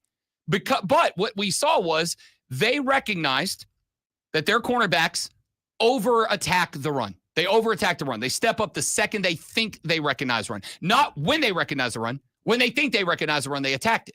So what they do, flip it to Antonio, simulate the run to the right. We know he can throw the football, throw it down the field, wide open wide receiver touchdown on play number one. I don't have an issue with it because what they saw addressed the weakness of Carolina's defense, and they attacked it, and it worked out. Now, there is a similarity that I noticed this week between Clemson fans and Carolina fans, and it is this. Y'all quiet as hell, bruh. Y'all quiet as hell. Like, there's been nothing. There's been nothing. We got dramatically more interaction. It was a bye week. We got dramatically more interaction after the Syracuse loss, after the Mizzou loss for those two teams, than we did the week after a win. Now, I get it. If you win, there's a lot less to complain about, and people would rather complain than compliment. That's just how the world works. But I assumed this week there would be a lot of, hey, Rob, this is what I'm looking for, what I'd like to see. Here's where I think we saw development, where we didn't see development, this, that, the other, whatever. And we haven't gotten that. So when it comes to these two teams entering this weekend, I think the situations are very similar. The good news for Clemson is you catch another bad football team, which means that the things that worked last week, you can sharpen them to perfection. The things that did not work last week, you can give them another run in a practice full speed exhibition contest. On the flip side, South Carolina, you got to go down to Baton Rouge, Louisiana.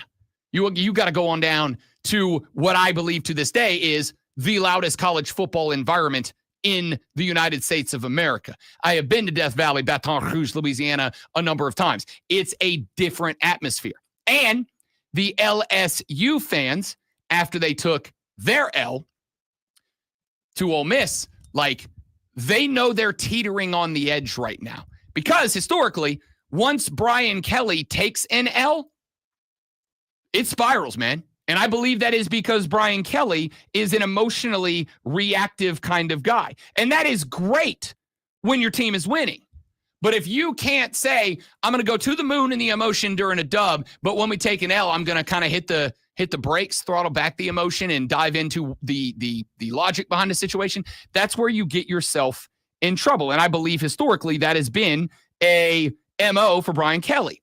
So this team knows they're teetering on the edge, which means they are going to be wildly aggressive in this spot.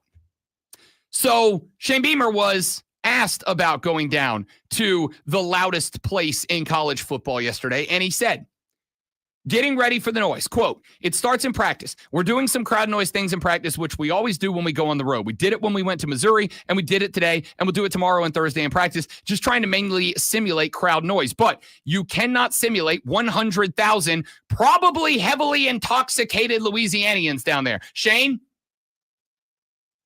You're right. No, that's for sure the right take. That's for sure it. You probably could simulate that, but it would require a lot of free drinks and getting people in the stadium while you practice. I am going to tell you, and I feel uniquely qualified to speak on this.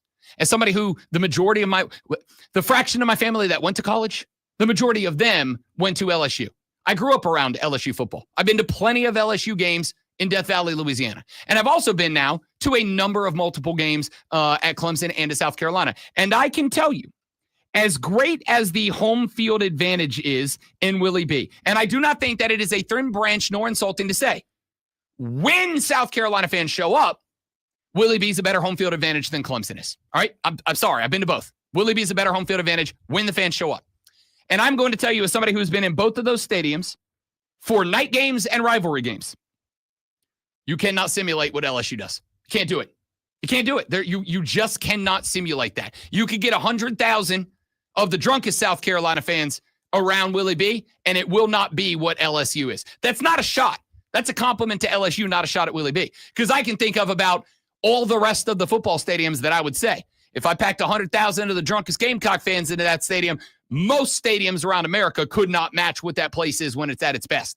But I mean it when I tell you, and as somebody who has been, last I counted, to 24 different Division I college football stadiums, none of them touch LSU. Florida does not touch LSU when LSU's at its best. And I promise you, LSU's going to be at its best on Saturday night in this game.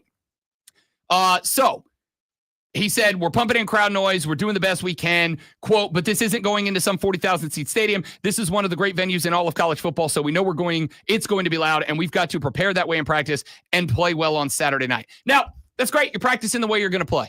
Crowd noise, be loud, whatever.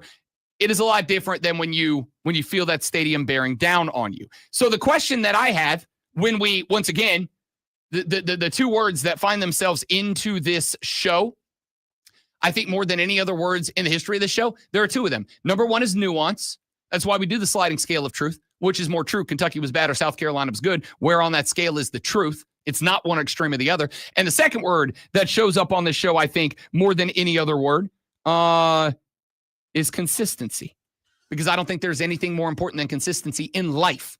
I'm talking about in your pro life, in your day-to-day life, in your business life, in your love life. If you're not consistent, things go sideways for you.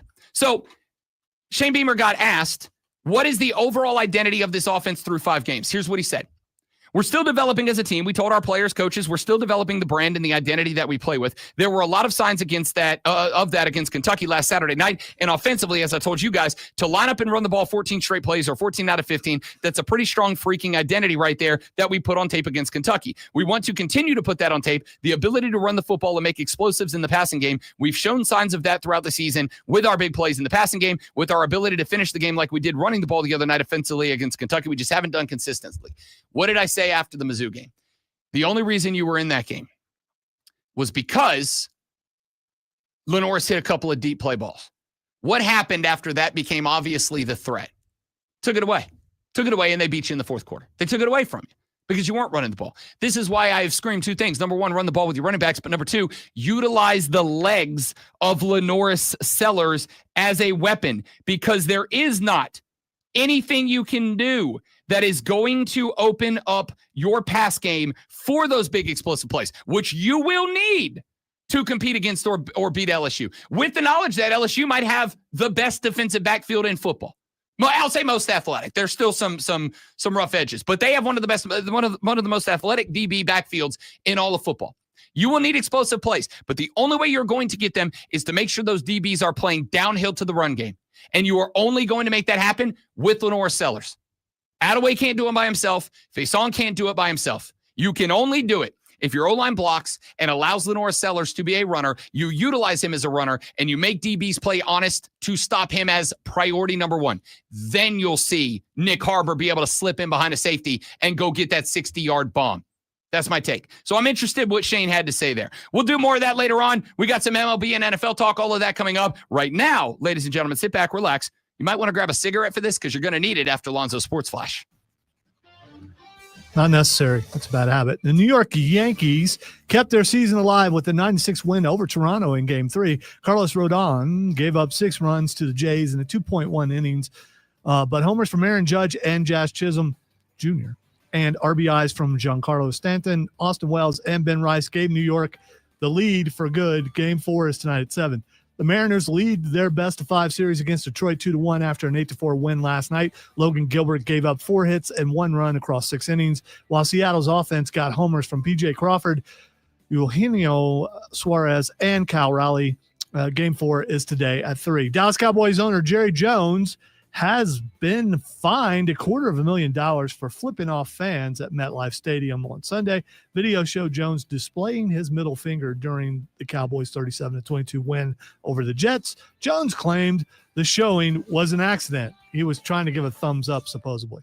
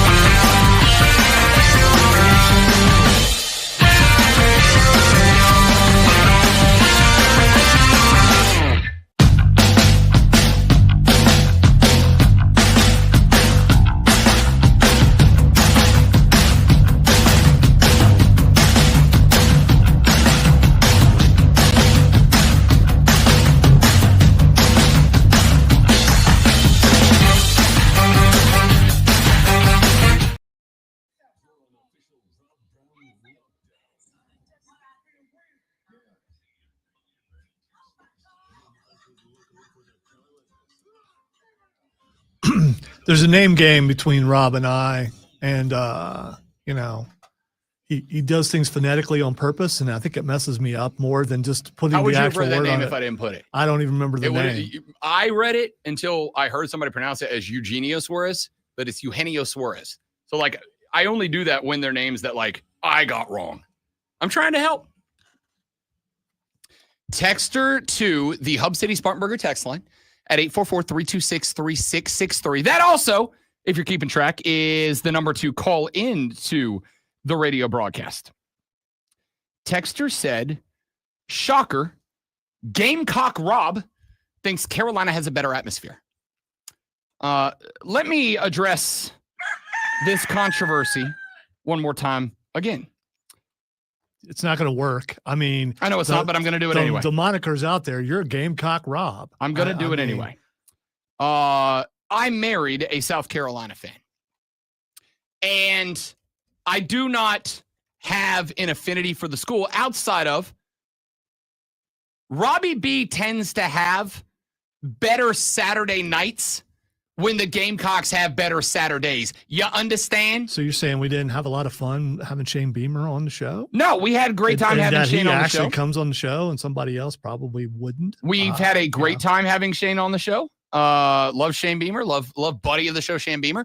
But at the same time, I have gone after Shane a few times.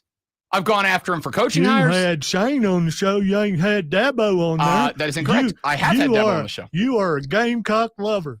I have had Dabo Swinney on the show, as a matter of fact, twice over the years, as a matter of fact. That being said, I mean, it was at ACC. He's been on the show. The point is, I will not have him on the show. But I will also tell you that traditionally and historically, since I've been here, getting Clemson to give me football guys is almost impossible. And also, it's almost impossible. You shouldn't have to defend this, and you won't do it in the way that I will, but there's enough Clemson voices on the air everywhere. So you may want orange on every single thing that you do, but that's a little much. I'm not even saying that, because my thing is, I wasn't talking about you. I was talking about the texter. I am saying to the texter, I bet he has Clemson on the front of his name too. If you come here, Bob or Tom or Joe or something. If you come here from any fan base, Panthers, Gamecocks, Tigers, Falcons, Braves, and you expect me to just say you're the super duper bestest and very, very special boys, you're not going to get it, because I'm going to step on who needs to be stepped on and lift up who deserves to be lifted up. You've been in here daggone long enough. Take a side, Rob Brown. I'm absolutely not going to. I will be the voice of neutrality and reason.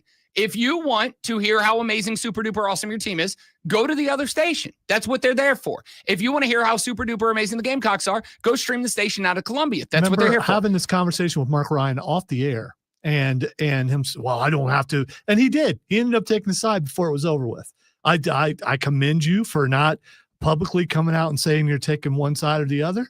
I'm not, and I will. I think you can marry into something, and then in order to make things peaceful and able to, if you find something that your spouse loves, you learn to love it yourself. I need you to know, because they love it. I need you to know.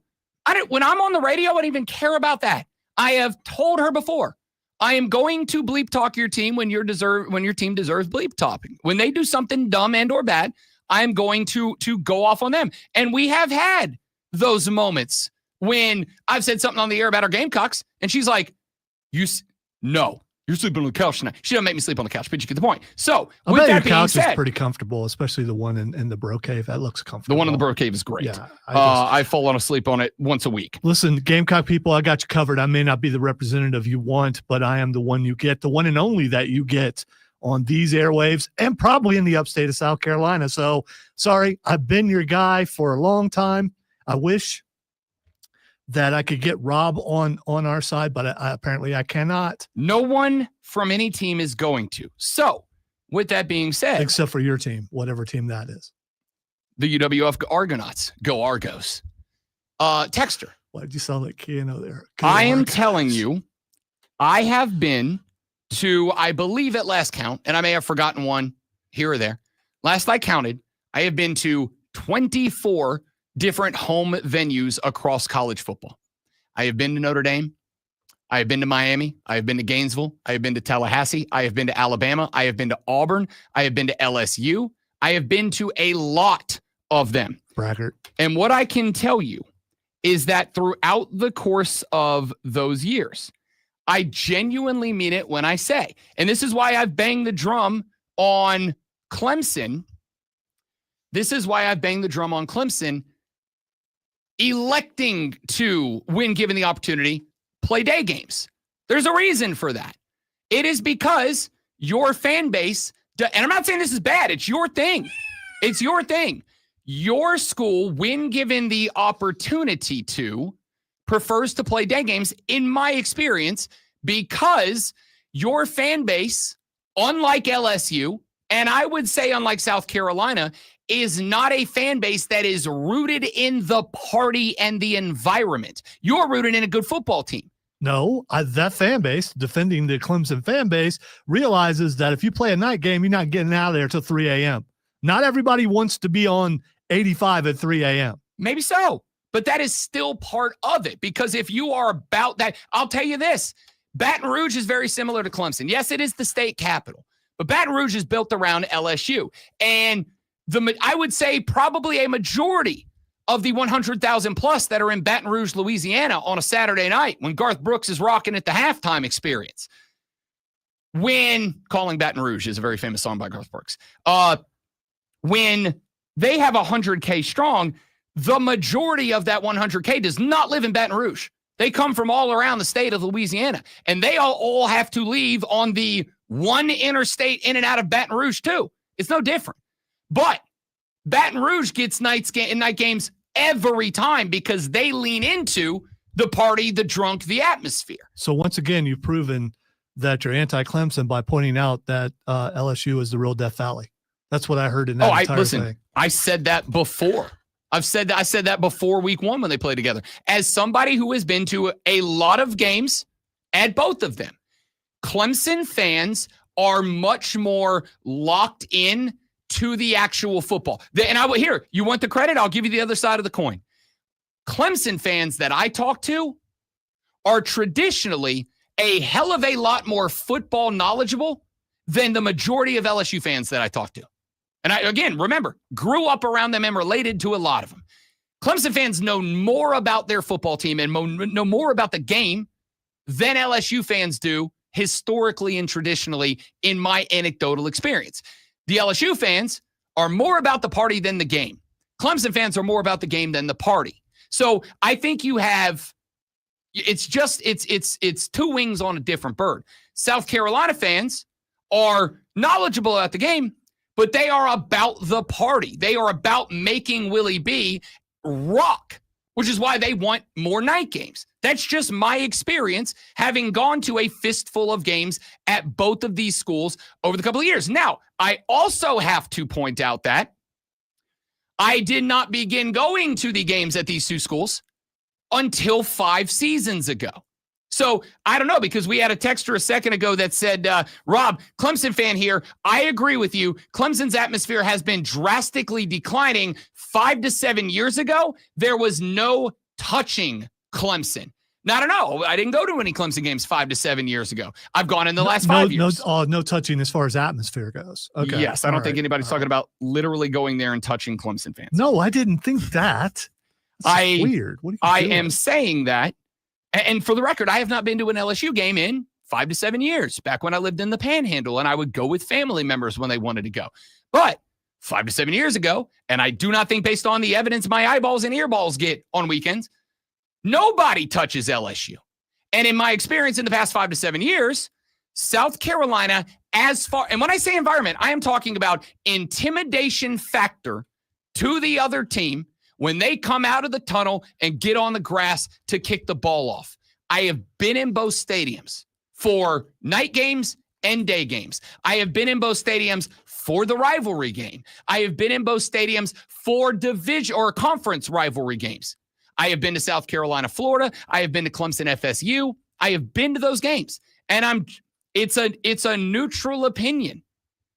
The atmosphere at South Carolina is louder and it is more energetic. However, I will also add, I think it's more fickle. I do. I think South Carolina fans leave faster than Clemson fans when a game isn't going their way because I've been there for an ass kicking. I have been there for an ass kicking. Your sample size is way too small. I have been there for multiple ass kickings. Yeah, it's still sample size too small. In your experience, that doesn't mean overall it's true. All of this is in my experience. But in my experience, and I'm going to say, with the exception of Cole Bryson, I don't think anybody in the building has been more games at these two schools than me over the past 5 years. So anecdotally, because it is subjective, I have been to the rivalry game at both schools.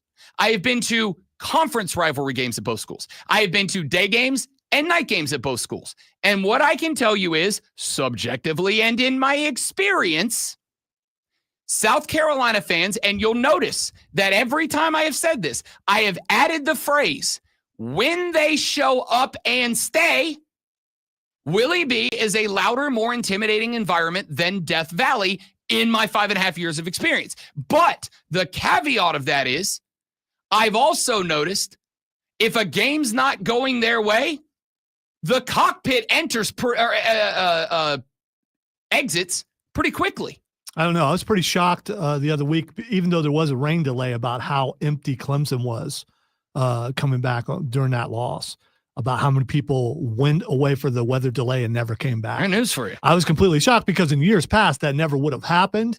I've seen this since I've been here. I've lived here half my life. Never would have seen it happen like that. That was embarrassing if you're a Clemson fan to see how quickly that emptied out. It was just a little bit of rain, a little bit of lightning. You stick it out for your team, and they did not. They went home. When you are talking about a Saturday night game that gets pushed from 7:30 to 9:30 or whatever it was, I think it's different than a noon game that gets pushed to 3. Hey, they're selling alcohol in that stadium right now. But they can't. They're not in the stadium.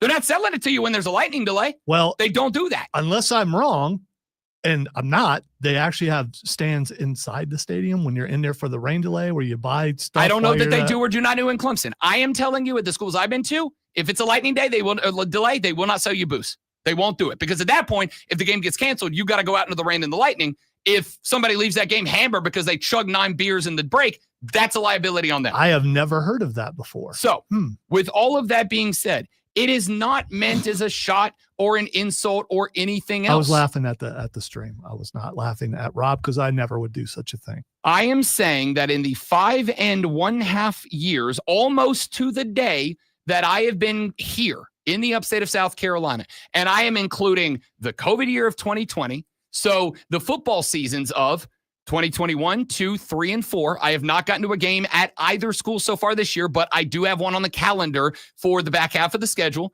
The wife and I have got a Carolina game on the docket, and I've got 2 Clemson games I'm going to try to get down and cover before the end of the season. I will be at least one of them.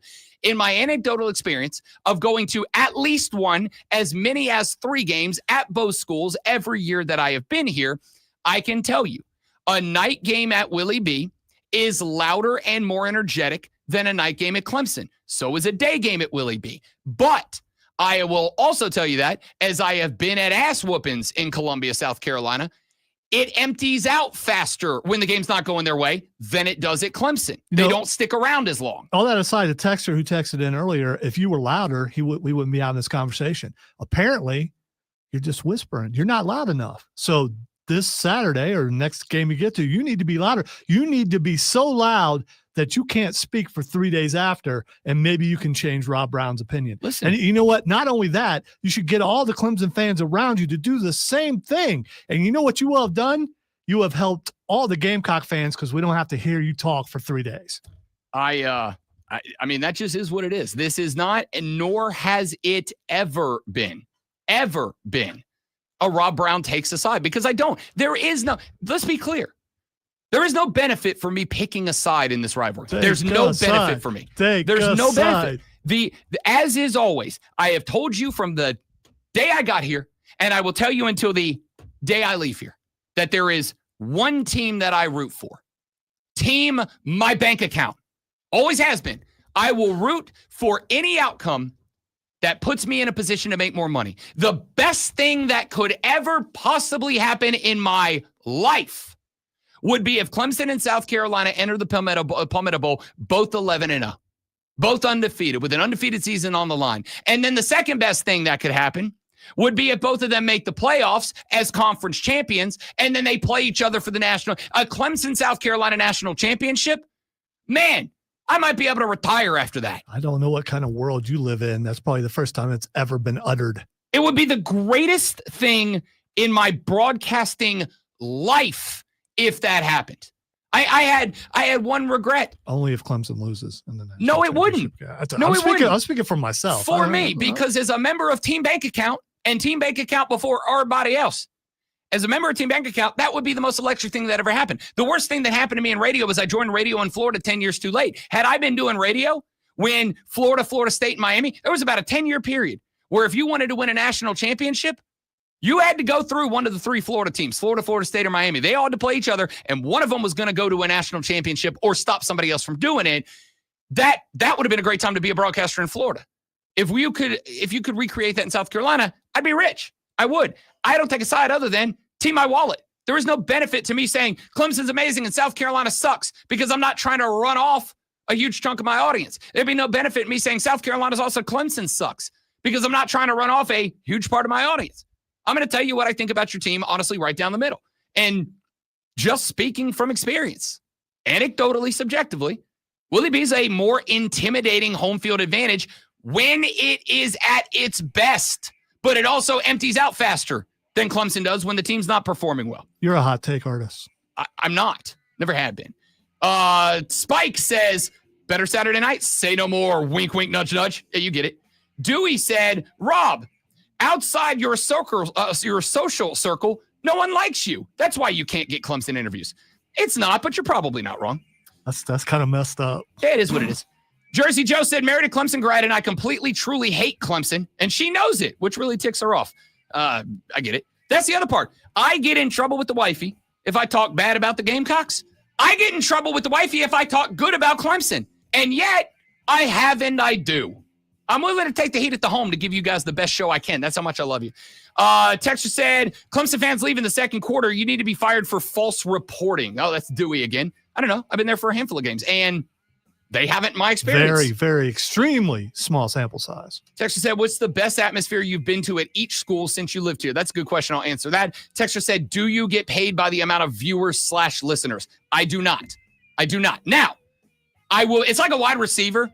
This year, I don't get paid by viewers and listeners, any individual game. But at the end of the year, they will evaluate, or end of the financial year, they'll evaluate the numbers, and that will be the determining figure of do I get a raise? How much is it? Whatever. But I have also said, and I have meant it for the 5 years I've been here, I will never, and if it costs me my job, it costs me my job.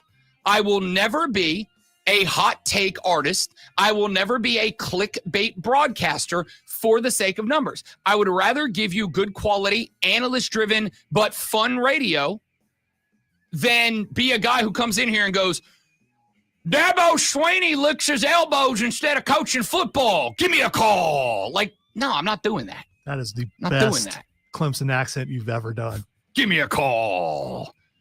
Let's take a break. All right, we'll get away. Well, we can get away or we can stay on this. I don't care. It's whatever Wednesday. So, whatever. It's the Rob Brown Show on the Fan Upstate.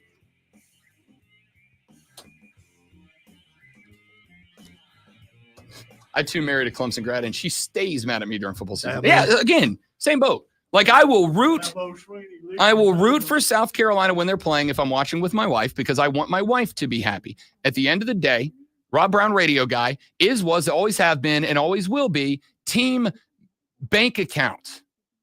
The best thing in the world for me is if these two teams both kick ass. When your team's bad, it hurts me because these two fan bases don't show up for stuff when their team is bad. That is also my experience. All right, stay right there. I will be back in just a moment.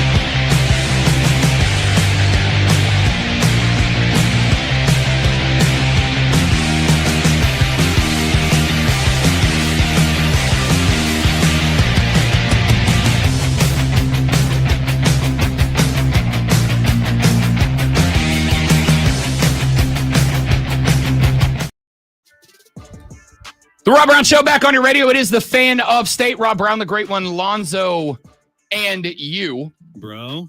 Are you uncertain if that's my name or not? It is. I can show you my license. I believe you.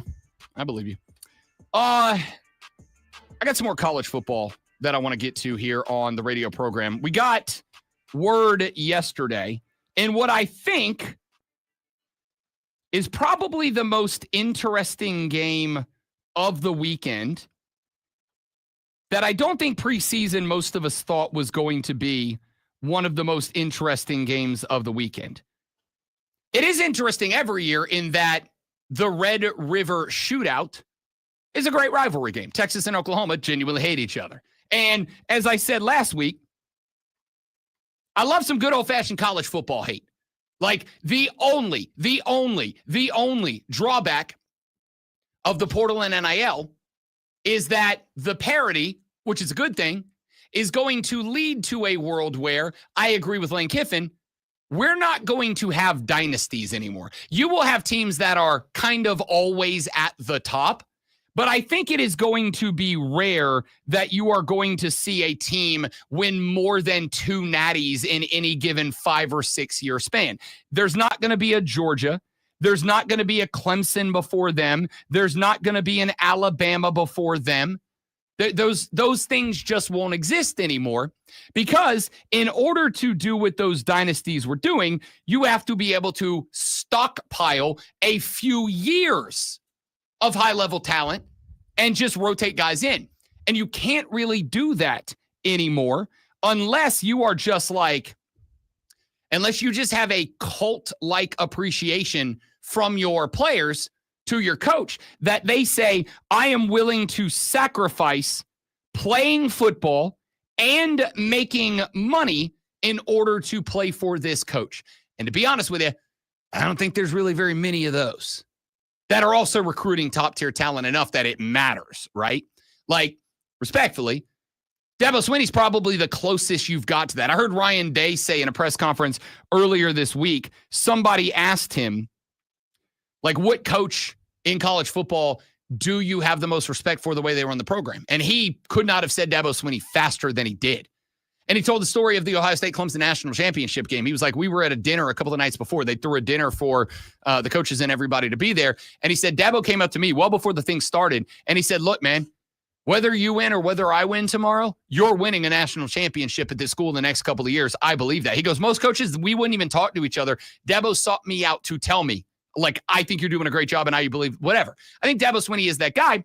But I would also make the argument that Dabo Swinney hasn't exactly been bringing in the talent that you go, oh, they're stockpiled NFL guys for years. Like, it's just not there. That's why that is kind of irrelevant. So I don't think we are going to have dynasties. I don't think we're going to have bullies in college football like we used to, but the parity's good. Anyway, these two schools will be playing in a rivalry game where they hate each other. While we may not have the collective bully that we used to have where, yeah, I might hate you and you might hate me, but all my homies hate Georgia. We're not going to have that anymore. Manning might want to find a hamstring problem like someone in Baltimore did. Well, there is this week. And this is a part of the conversation I wanted to have here. There is a conversation that is taking place right now about should Steve Sarkisian bench Arch Manning and go with the next guy up? The question is, if you are looking at a program with zero emotion, if you are looking at a program with nothing but winning is the only thing that matters, not sentimentality, not loyalty, no E words, all that matters is the W word, as in winning. Is Arch Manning, who just got outdueled by DJ Lagway and the Florida Gators last week, is Arch Manning the guy on Sarkisian's roster that gives them the best chance to win against a very good Oklahoma team? Now, pause that for a minute, because there is another part of this conversation also about a quarterback that is important. John Mateer may be available for Oklahoma this game. John Mateer, up until he had to have that minor surgery a couple of weeks ago, John Mateer was the unquestioned consensus front runner for the Heisman Trophy. Now it's all up in the air. Dante Moore out of Oregon is the guy at this point, but this is exciting as far as I know. Heisman, this is an aside. This is an exciting year for Heisman because we don't know who it's wide ass open. Yes, it's wide ass open. But before the injury and the minor surgery and the stepping away for a few weeks, John Mateer was about as close to a definitive runaway as we have had dating back to the preseason. And the conversation out of out of Oklahoma right now is that John Mateer has been practicing with the intention of being back in the next few weeks, but that John Mateer has been telling the team, I feel good enough. I want to play against Texas this weekend. Now, that does not mean that John Mateer, no fear Mateer, will just step back into the role and there won't be a little bit of rust on him. It won't take him a minute to get back up to speed. It won't take him a second to get back into a rhythm at QB. I am saying if John Mateer can go this weekend, Oklahoma is going to play him. Why? Because he gives them the best chance to win. Hawkins has been a good fill-in quarterback for Oklahoma. But what is a good fill-in quarterback at this level of football? A good fill-in quarterback is a guy who steps in and gives other guys a chance to win. He's not going to win it for you. He's going to step in and give other guys a chance to win and not lose it for you. Not make bad decisions, not throw bad interceptions, not fumble the ball, not get sacked a bunch of times because he's indecisive. He's just going to step in, be very smart about where he's putting the football. And while he may not go out there and do anything that blows you off the page and gives you a win, he's not going to do anything that costs you a win, and he will at least give the other 21 guys on both sides of the football an opportunity for one of them to be the big reason that you win the game.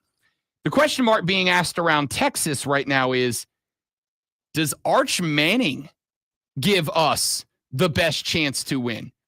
Is Arch Manning this weekend going to be the guy that gives us an opportunity here? Because, and again, I don't necessarily think that the backup quarterback at Texas, Matthew Caldwell, is going to be the guy. Matthew Caldwell started his career at Troy. Then he transferred to Jacksonville State. Last year, he transferred to Gardner-Webb, where he went last year, 141 of 223. A 63.2% completion percentage, averaged 7.2 yards per pass, scored 13 touchdowns to 8 picks, ran the ball 48 times for Gardner-Webb last year. And again, it's Gardner-Webb. It ain't Oklahoma. And certainly ain't Oklahoma with a Brent Venables defense, which they look like they have this year. So the answer to me is no. I don't think Matt Caldwell steps in and gives you a better chance to win than Arch Manning. But does Arch Manning give you the best chance to win? Do you go, if you are Steve Sarkisian, further down the depth chart? Do you go with redshirt freshman Trey Owens? Do you go with a guy standing 6'5", 219, who's a little bit more of a bully ball runner, but has only thrown 4 passes in his career to date as a redshirt freshman? Do you give the youngest guy on your roster, maybe the guy considered the next man up at QB for the Horns, do you give that guy a shot, but against the Brent Venables defense? And the reason you ask is you go, no experience. He's thrown 4 passes. Like, it seems silly that you would put that guy in front of Brent Venables defense. They're going to feast. But I would ask the question, what have you seen out of Arch Manning that makes you believe that reality is any different? What have you seen out of Arch Manning so far that makes you believe that Brent Venables' defense isn't going to eat that guy alive in this game? Because I don't see anything. Steve Sarkisian got asked yesterday, how do you respond when your team that was the number 1 team in the country entering the season is now unranked with 2 losses? And Steve Sarkisian's answer was, I dare you to take any of the other 135 teams in college football and go to Ohio State and go to Gainesville, Florida, and let's see what those teams' results are. And I get it. Ohio State's a tough place to play, and it's a damn good football team. That's why they are the runaway number 1 right now with 41st place votes. Florida, while the team may not be good, Ben Hill Griffin Stadium is a very difficult place to go win a football game. Because until you take the crowd out of it, the crowd is into it, dog. And it's Florida in September when it's hot as hell. So I get it. But at the same time, I'm going to have the same response that I had a couple of weeks ago to Dabo Swinney when he said, why are we held to a different standard than all these other teams that ain't won nothing, Paul?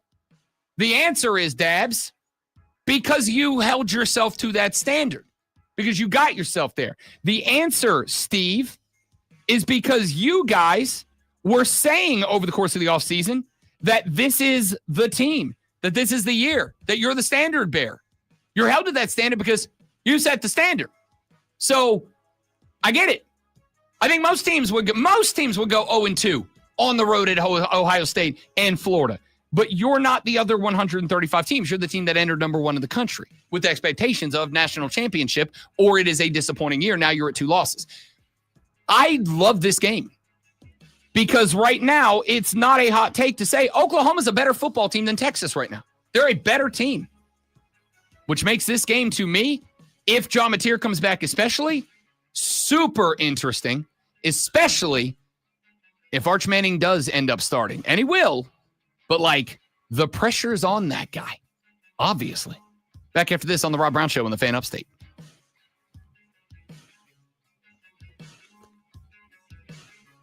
All right, guys, hitting the restroom one more time. Stay right there for me.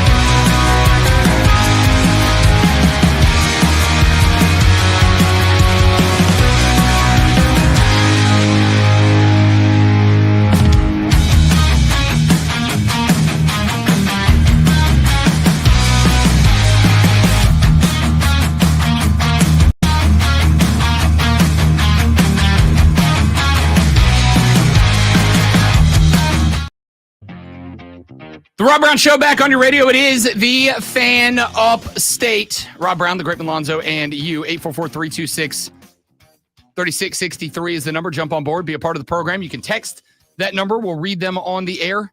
You can call that number. We will put you on the air. It is whatever Wednesday.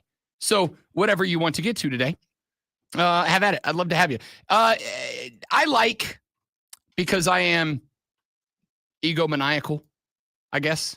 Got a big head. No, come on. No. As T.O. said, I love me some me.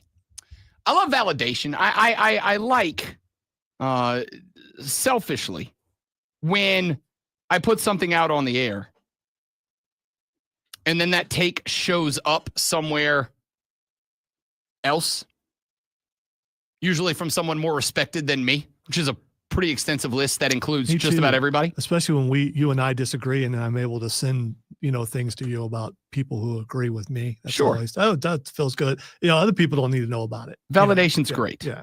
We'll get to that third string quarterback thing if you want. No, you knew exactly what it was. Oh, I know exactly what it was. Yeah, so it goes along with what you're saying, for sure. Makes you feel good about yourself. So, even if we are ignoring the biggest story in the NFL in order to not talk to a third-string quarterback, I get it.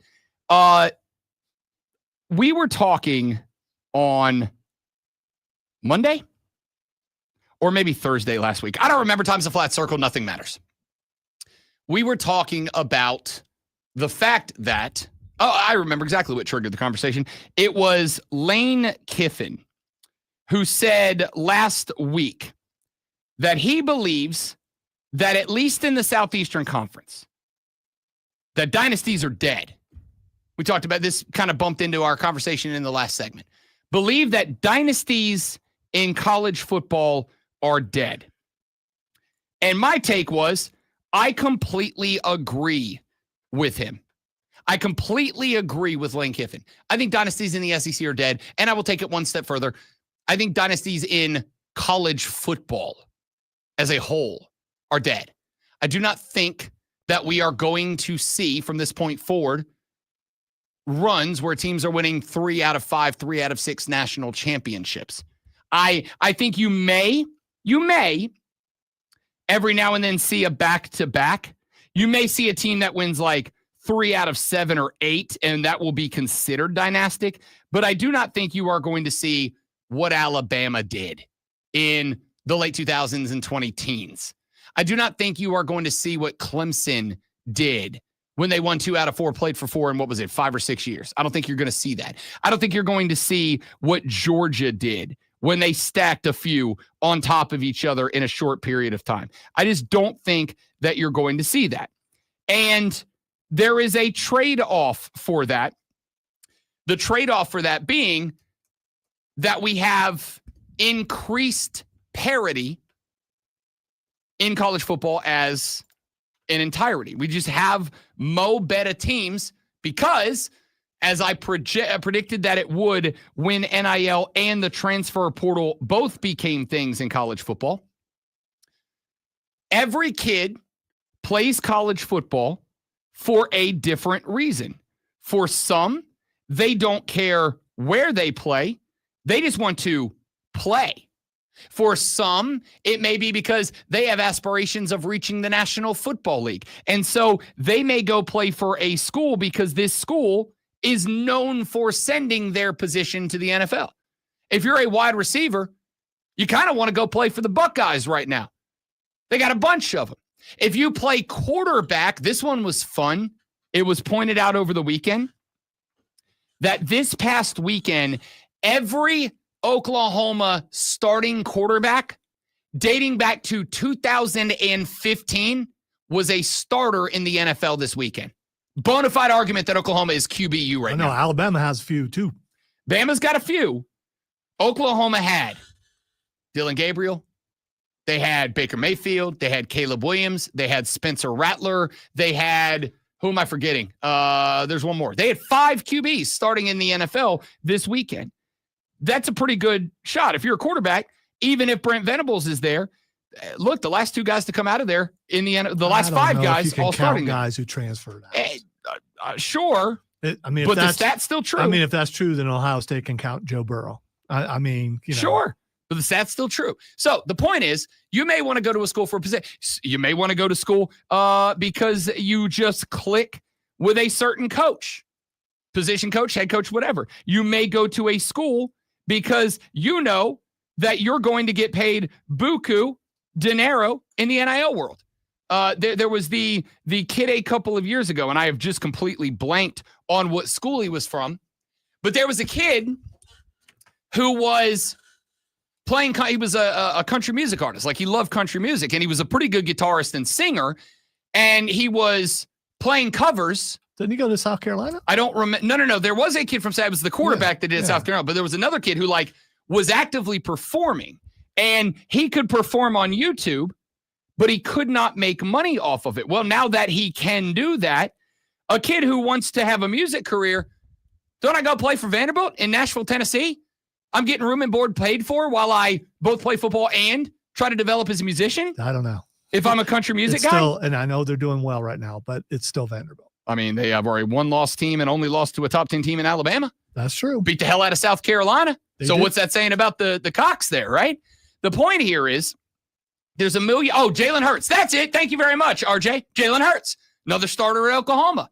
That is exactly correct. So, I thought you were still talking about the guy who was playing music. The quarterbacks at Oklahoma. I wasn't aware that Jalen Hurts did that. Yes, so. Jalen Hurts. I don't know how I blanked on the defending Super Bowl champion quarterback. Anyway, point is, kids go to colleges for a million different reasons. But at the same time, they may get there and find out that their reason is bad, whatever. They can go somewhere now.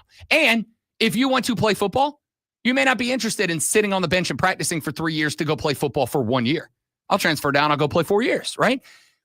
The reality of all of that situation is the parity spreads out. But the players spread out. It creates parity. This year in college football, and we said this going into the year, and I still think it is true in week 7. This year is, in terms of parity, as good of a year in college football as I can remember. There's probably a dozen teams right now that I could say some will need more to go right than others. Probably a dozen teams right now that you could say that team's probably good enough to win a national championship. If they get hot at the right time, have the ball bounce their way a couple times, they could get there. And I think that is a good thing.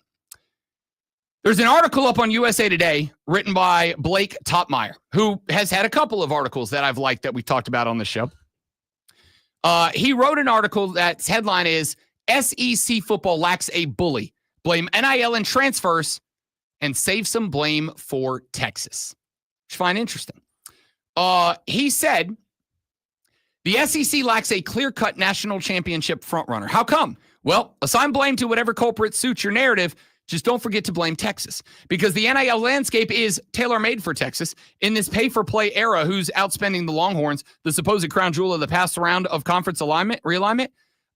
Texas coach Steve Sarkisian said on The Herd with Colin Cowherd before the season, quote, "We're navigating the NIL space, I think, as good or better than anybody." Well, bravo, Bevo. The Longhorns can thump their chest as NIL champions. Does that come with a trophy? It'll be the only one this team wins. And he basically goes on to point out that Texas this year was supposed to be, if you believe this narrative, the second team to buy a national championship. Because even though Ohio State did not spend the most money last year, they spent the second most. Texas is spending the most money this year. And it turns out they're not that good. Their offensive line is bad. Arch Manning is bad. The defense, which is, and this, I talked about this last night on BetMGM Tonight when Horvat asked me about the shootout this weekend. The shocking thing is Texas's defense probably is national championship caliber, to be honest with you. Like, statistically speaking, and they've given up some big plays, but statistically speaking, their defense is pretty good overall, top to bottom.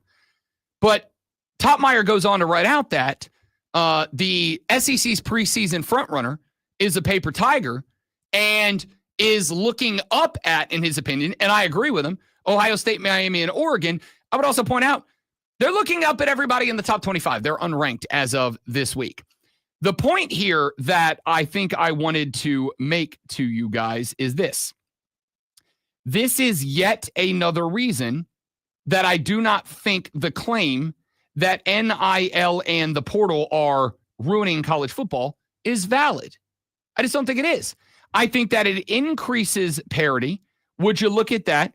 we have got at least a team from the top 3 conferences, the Big Ten, the SEC, and the ACC, who are national championship frontrunners, as opposed to, oh, well, there's one SEC school, there's one Big Ten school, and everybody else is just playing for the right to get eliminated by them when it gets playoff time. You have got legitimate contenders in the Big 3 conferences. Is there an argument that maybe the Big 12 has one contender? I mean, maybe. I don't think they do, but like maybe. Is there the argument that Memphis deserves the credit, at least that every other group of 5 participant of the last handful of years has gotten, because they are undefeated, they do have a Power 4 win, etc.? Sure, I agree. Do I think they're a legitimate national championship threat? No, not really. But that doesn't mean they shouldn't get a chance to prove it in an expanded 12-team playoff.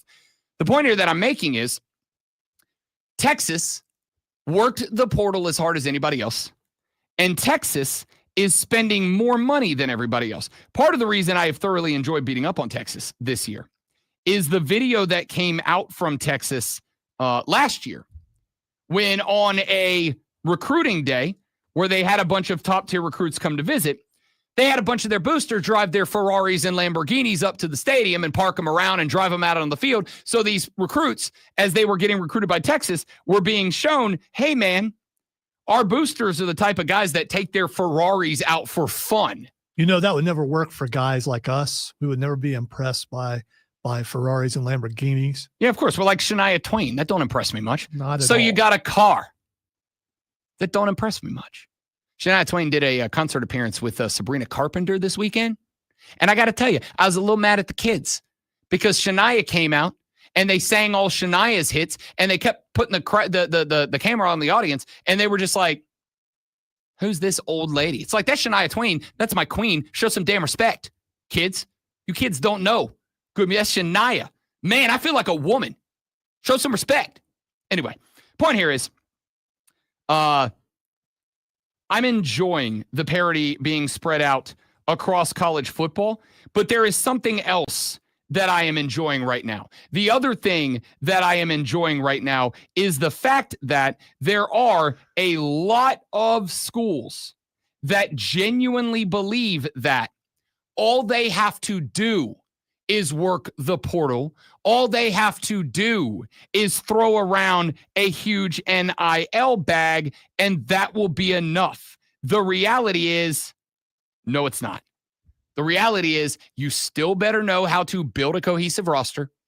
You still better know how to manage that roster. And you still better know how to take all of those moving parts and make them a football team. And you have to do both. Because I don't think there's anybody in America who makes a football team better than Dabo. But I do think that Dabo is, again, I know it's kind of a tired narrative and you're all tired of hearing it, but it is the truth. Dabo has shown that he does not have a willingness not to utilize, but to excel at NIL in the transfer portal. So you've got a wonderful cohesive unit that's not talented or developed enough to win it. Texas has kind of got the exact opposite. They got a portal class in NIL that has put together a roster that is just laden with talent, but they didn't develop it and they didn't gel it into a good football team. So they're kind of out of the picture now, right? Like, this is why I've said the reason coaches were anti-NIL and portal is not because they're anti-NIL and portal. They're just our jobs just got harder.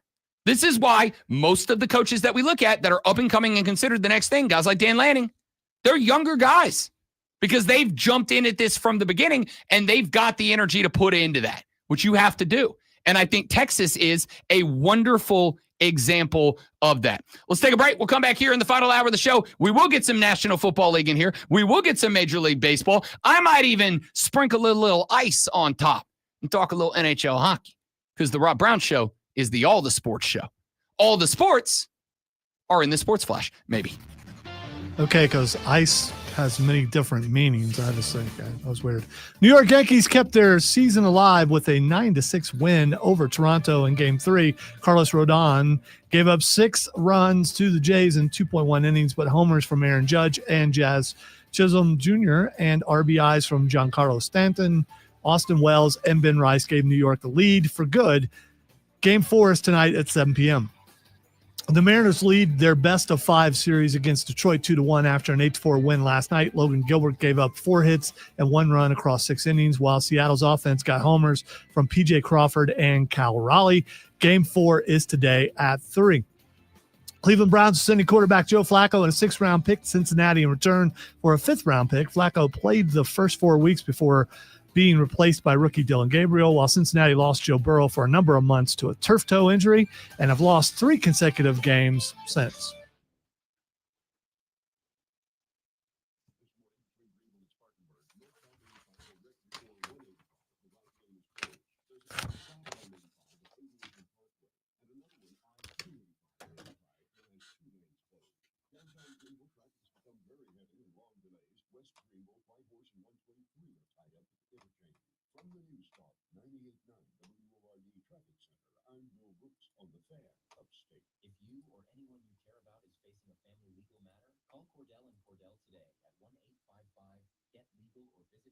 I'm waiting for it, Steven, for you to notice what I did.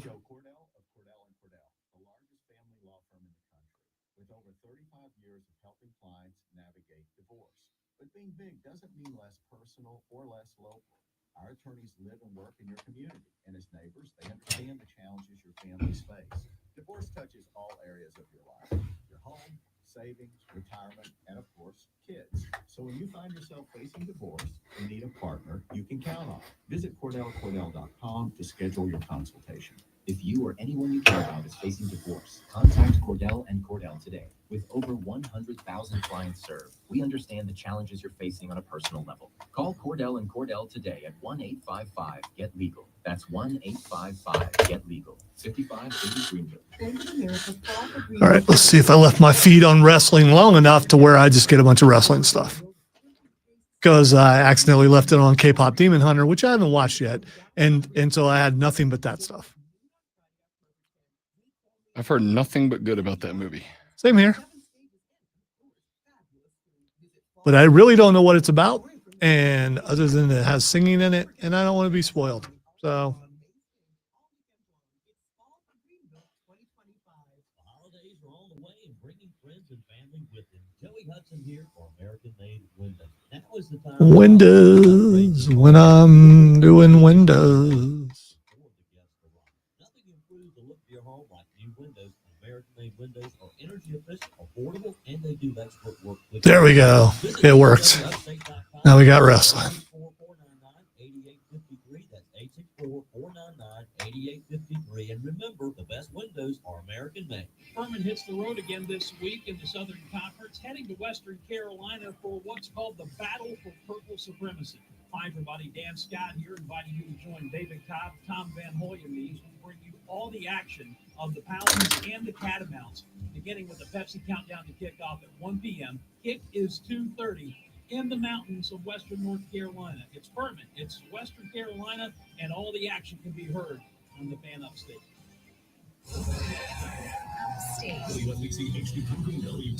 QC, first break. QC, first break.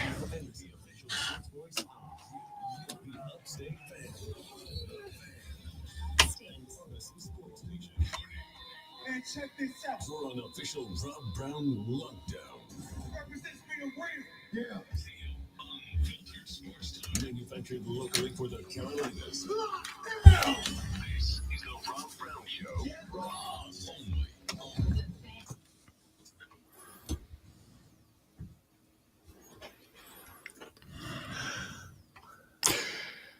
The Rob Brown Show back on your radio. It's the Fan Up State. Rob Brown, the great one. Lonzo, what is happening to me? It's always with my name. I mean, I'm starting to feel a little concerned here that I have irked you in some way, which I have never done since I've known you. No, I've of course not. never, ever done that. So, I mean, am I fading over here? No, you know what it is? It is Wednesday, my dudes. It is Wednesday, and today is a wonderful day in footballdom. Today is a wonderful day in footballdom. Okay, what does that have to do with you forgetting my name? I mean, it's a nice transition try here, but, two things happened. Number one, I went during the break, and I dropped the LBs, but I've kind of flattened out at about 205. I've just kind of flattened it out at about 205. And in a conversation, what are you wanting to go to Matthew levels here? I mean, how skinny are you wanting to get? The goal was to get down to 200 flat. I'd like to spend one day at 199 just to say I did it, right? But like I'd like to get to 200, but I've kind of flattened out at 205, and it doesn't really matter what I do at this point. I'm just kind of flattened out. So at a conversation at a doctor's appointment a handful of days ago, I was talking to the doc, and he said, if you want to drop more, you need to put some muscle mass on, because muscle will up your metabolism a little bit more. You're kind of had a metabolism plateau. Put like, you don't have to get ripped, but like just put a little bit of muscle mass on, because muscle will eat the carbs and the calories up a little bit faster. So because like I'm obviously not going to go to the gym. Right. I broke out a resistance band from the closet. And, during the break, sometimes I'll go over there and rip out a set of, 10 curls, or I'll stand on it and hit the tricep. Beach muscles, man. Beach muscles. So really what it comes down to is you're trying to lose weight. So you're trying to forget me. I mean, I'm offended. How did you make yourself? Wait. I've been body shamed. How did you make yourself the victim in I want to put some biceps on? Because how did you make yourself a victim here?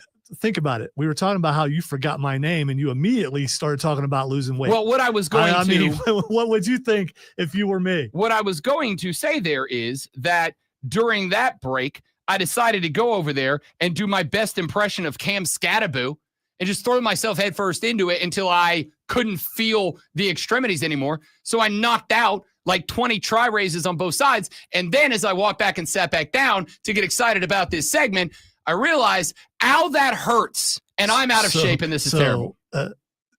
By being Cam Scattaboo, you bumped into the desk and knocked all my pops down, and that's why you were thinking of me and forgot my name, because I'm going to have to go in there and pick them all up. No, I didn't do any of that. I did slam my own thigh into the desk, though, so we're getting it back together. Today is a wonderful day in footballdom, ladies and gentlemen, because this evening we get Wednesday night college football. Is anybody else out there excited about that? I mean, I get Maction is a thing, but I don't know. I mean, look, I think that these games are, and I say this with full intention or full knowledge that some people are going to take this personally. During this time of year, you are a sports guy. I am a sports guy. Some people are going to take this personally. These are the games that you are excited about if you're just a fan of football, not of a team, just the game of football. Or if you want to see who's going to be in the transfer portal and move up, I guess. It's like watching minor league baseball. They're going to make it there someday, maybe. It is very possible. There may be a dude or two who jumps off the page on 2 Wednesday night college football games between Missouri State at Middle Tennessee, at Johnny Red Floyd Stadium in Murfreesboro. Or the stream is coming to your defense. They're excited about Maction. Yeah, love Maction. I am incorrect. Maction is the type of football that you watch if you are a football fan. Not a fan of your team, not a fan of just like the highest level, just a fan of dudes playing the game of football. So you're saying I'm lesser because I'm not a Maction fan? No, not because you're not a Maction fan. I'm saying I stay up till the end of Monday Night Football knowing it's killing me slowly, and you don't. I stay up till the end of Thursday Night Football watching it knowing it's killing me slowly. By the way, I still watch it the next morning. So I don't watch any less football as far as what you're talking about there than you do. I watch the game in its entirety. I watched till halftime. I watched the second half the next morning, and it's fresh in my mind because I just watched it. So I come here, and I can talk for like 35 seconds about it, but that's okay. I watched the entire thing. The point is, if you're getting fired up about a Wednesday night Missouri State, Middle Tennessee State game, you're a junkie. You're just saying you'll be tired tomorrow. That's for sure. Go ahead and book that. Absolutely, without a doubt. Now, not as bad as normal because the late game tonight kicks off at 8 p.m., not some of the left coast 10, 15 p.m. games we've had on a couple of Thursdays. But, hey, I'll take it. Then we got 4 games tomorrow, including ECU at Tulane. Excited, pumped up, excited. More excited about the fact that starting tonight, we have 49 days consecutively in a row where there is a college or a professional game every night. 47 weeks. I'm like Scott Hansen, but like long term. 7 weeks of college and pro football consecutive days starts right now. I'm pumped about it. I'm excited about it. Now, I did earlier in the show, we talked a little bit about the wifey. She's a big college football fan. But we have had discussions, she and I. We have had discussions about, when we're a little bit older and we retire, like, where do we want to live? Do we want to stay in the upstate? My goal has always been to retire in New Orleans. She wants to retire on a beach. We're like, all right, maybe Destin, right? It's only like 3 hours away, and we could be on the beach, but we could still pop over for some trips, whatever. Like, we're having this conversation. And wait, pop over for some, you mean take a trip? Yeah, take a trip from Destin to New Orleans over the weekend. Pop over for some trips. Yes. Okay. We could take a trip over to New Orleans whenever we want, but she could be on the beach. Do we maybe go to like South Louisiana where we could be on a beach, not as pretty as Destin, but we're also right next door to New Orleans? Like there's conversations, right?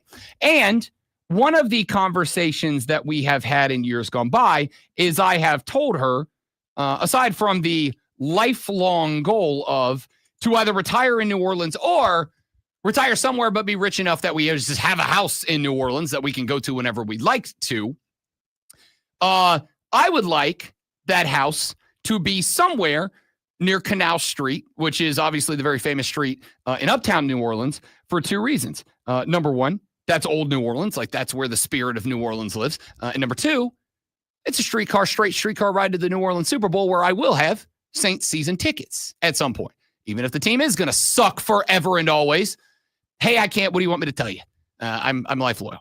So we were having the conversation about if it was going to be New Orleans, do we go like uptown, which is further away from the Superdome, but like there's bigger houses, a little less expensive, a little bit more going on? Where are we closer to more like the south end of Canal Street? It's a little closer to the Superdome, and I could have the season tickets and we could like tailgate and then just pop over for the games, whatever. We've had that conversation. Well, during the break, something came up across my Instagram feed that I kind of found interesting. For the Packers fans specifically, there is a house that is up for sale that is about a 2.5 to 3 minute walk away from Lambeau Field. Lambeau Field, obviously and famously, where the Green Bay Packers play. This house is like a glorified standalone apartment. This house is something to the tune of like 750 square feet. It's like one bedroom, one bathroom, not real big, either one of them. It's a little bitty house. Now, it does have attached to it a garage that is about the same size as the house. It's a good sized garage. But it's a garage attached to the house. You could have room for all your cars. Or room to throw the most badass Packer tailgate party of all time every single Sunday that they're at the crib. So, big garage, about a 750 square foot house. Now, that comes with the knowledge that, yes, you could pretty much throw a baseball to Lambeau Field from this house. But you also have to live in Green Bay, Wisconsin. A city that, at this point, pretty much only exists because the Packers still play their football there. Also gets really cold. And also, it gets really cold. So, my question is, let's say that you're a Packers fan. How much are you spending on that house if you have the money to do it, right? Like, what's the budget? You would say anything more than that, even for a hardcore fan, is kind of ridiculous. Because this house got listed at $750,000. And my initial thought was, to be honest with you, for a 750 square foot house, like if that house was in Taylor, South Carolina, I'd be like, y'all lost your gosh dang minds, man.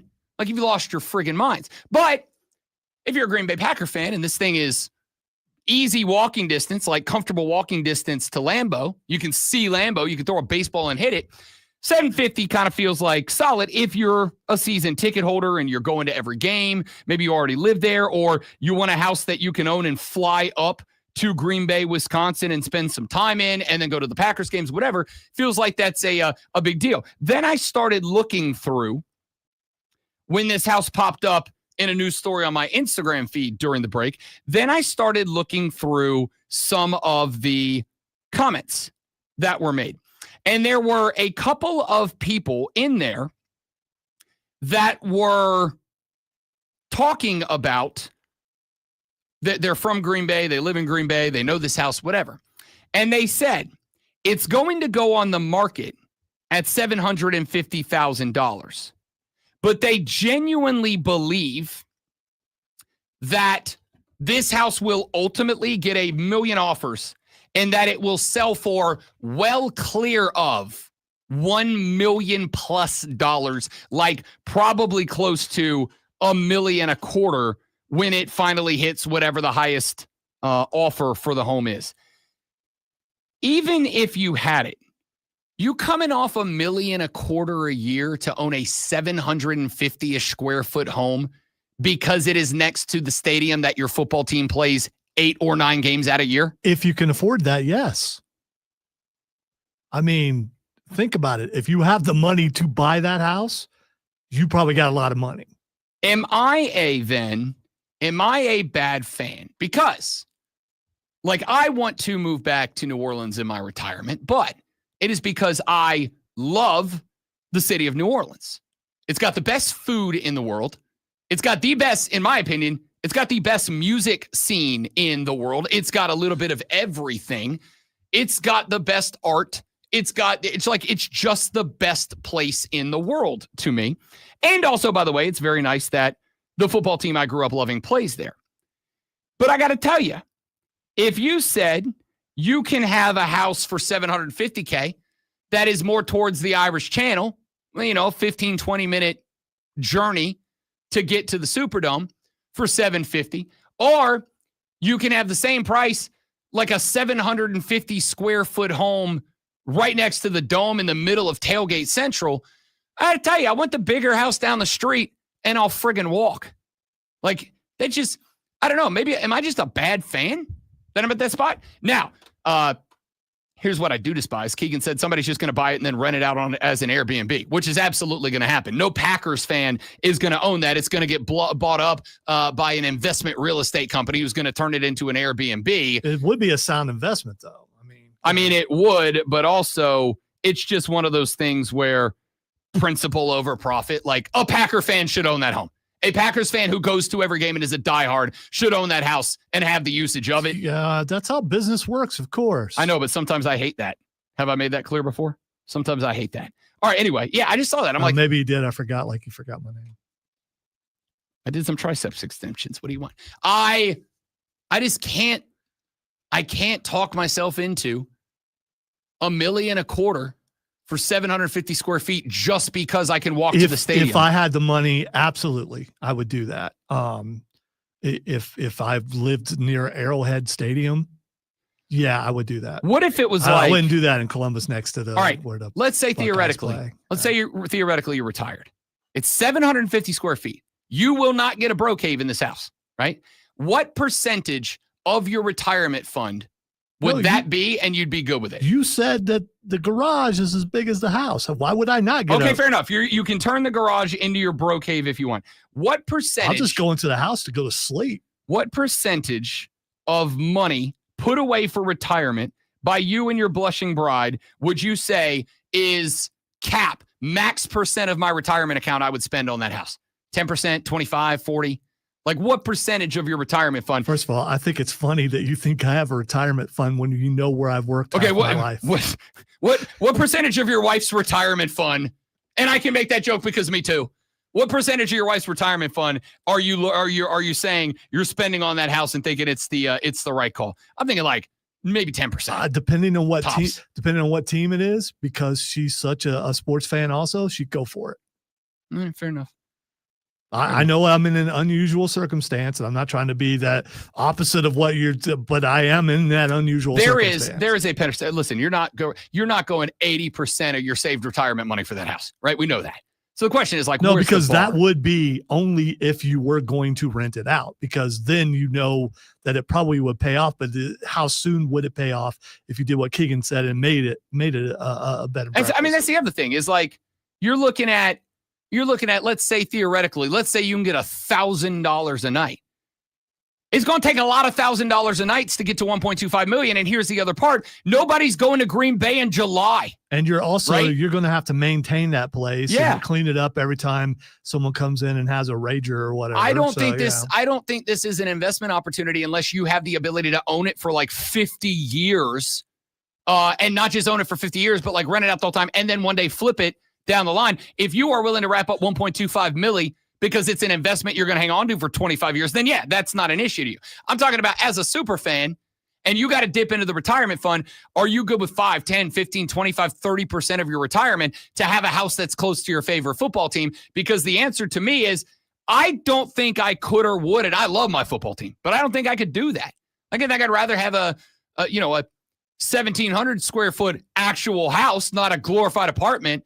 And I got to take a car to the game on Sundays. All right, if I were capable of doing it, I absolutely would do it. All right. 844-326-3663. It popped up. I was interested because when people in Green Bay started saying other houses that are a little bit further away than that are going for well north of $1 million, I'm like, all right, that thing's going for like 1.25, 1.5. Again, I don't think I got it. I wouldn't do that at Ohio State. I just moved back into my old neighborhood. So, I mean, 844-326-3663. There's no way the houses cost that much there. So 63 is the number to be a part of the show. You can text it. I'll read them on the air. You can call it. I'll put you on the air when we come back. I said a little while ago that I like validation on the show. I like to have a take and then have other people with respected opinions have a similar take because I can go, hey, look at me. I'm a big special guy. I know my ball.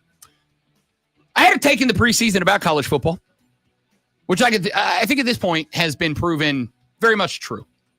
And I think my opinion about the North Carolina Tar Heels has been validated and given the thumbs up by the North Carolina Tar Heels. I'll tell you what I mean when we come back. Rob Alonzo, the Rob Brown Show is on, the Fan Upstate. QC. All right, guys, one more live and we're back. Stay right there for me, please, and thank you.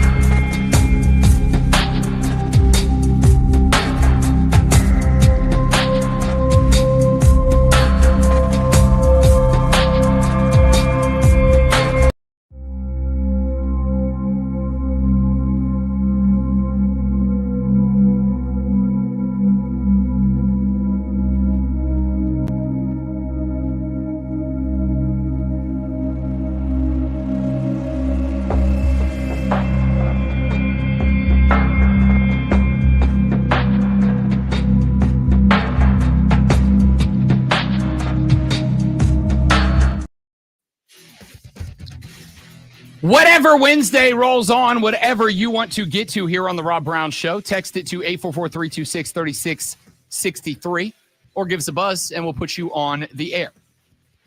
Before the season started, I had a couple of season-long prognostications I was willing to stand on. Some of them, Georgia Tech and Vanderbilt, are actually very good teams, and both will be ranked inside of the top 15 at some point this year.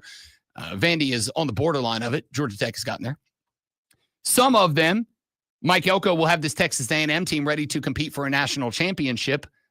They are undefeated and on the top of the SEC rankings right now. Again, very early in the season, but so far, so true. And that the ACC overall, in this one, I think we are on the direction of it being correct, though I do think we need some more data to say that I'm likely correct.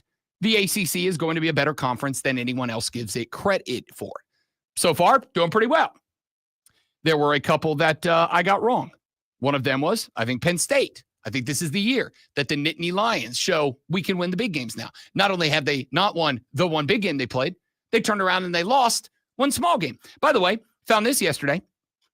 Penn State is the first team in north of 60 years that was in the top 10 and lost to an 0-4 team.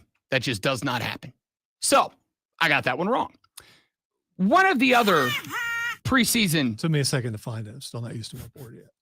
One of the other preseason prognostications that I made was that the Bill Belichick era at North Carolina was going to be a laughable failure when it was all said and done. I did not see a world in which a 70-year-old coach who had never done it before was going to show up at North Carolina and was going to, in any way, shape, or form, give you forward momentum. And it turns out, not only was I right about that, I'm comically right about it because this team is atrocious, my dudes and my dudettes. And not only are they atrocious, but there is absolutely no sign through 5 weeks that they are getting better. I gave you the reasons for my belief. My belief is that Bill Belichick, not a particularly talented head coach. I think Bill Belichick had two things going for him. I think Bill Belichick was very fortunate to be the guy who had Tom Brady fall into his lap, A. And number two, I think Bill Belichick was, and this is a good thing for him, Bill Belichick was enabled by an owner who said, whatever you need to do to make this locker room work, you have my full carte blanche authority to do the thing. And all Bill Belichick did was say to every person that ever showed up in Foxborough, when you are here, whatever 12 says goes. Whatever 12 says goes. And if you're not down with that, we'll send you somewhere else. That is the reason that Bill Belichick has won 6 Super Bowls. Yes. That is also the reason that without Tom Brady, Bill Belichick is 40 games below 500 as a head coach. You add on to the fact that Bill Belichick is, again, 70 years old. Now, this is not a shot at age. It is just a reality that You're 47. What are you going to do? you're 74. What are you going to do? This is just a reality about life. The older you get, the more difficult it becomes to connect with and successfully communicate with people who are 18, 19, 20 years old. It's just how it works. They will inevitably speak a different language than you. If anyone over the age of 50 can tell me what skibbity toilet means, then we'll have the conversation. Well, we do know that it means nonsense, and it's also it's a malleable word or words which can mean different things in different situations. Correct, Lonzo. You know it, but why do we know that? Because we heard somebody say it, and we said, "What the bleep does that mean?" And we went and looked it up. I know it because right? I have a 7-year-old granddaughter. There you go. That's how I know it. There you go. The point here is, in order to relate, you got to do some research. The avenues of communication, the older you get, become more difficult to navigate, or you must put in more effort in order to navigate them. That's the thing. And Belichick probably not putting in that effort, but he managed to bring in a liaison who could help him with such things. And she, I'm sure, is doing that. So here's why I'm talking about this. Yesterday, the University of North Carolina made an announcement. You will remember that during the preseason, Hard Knocks said we are not doing a preseason Hard Knocks. We're not doing it.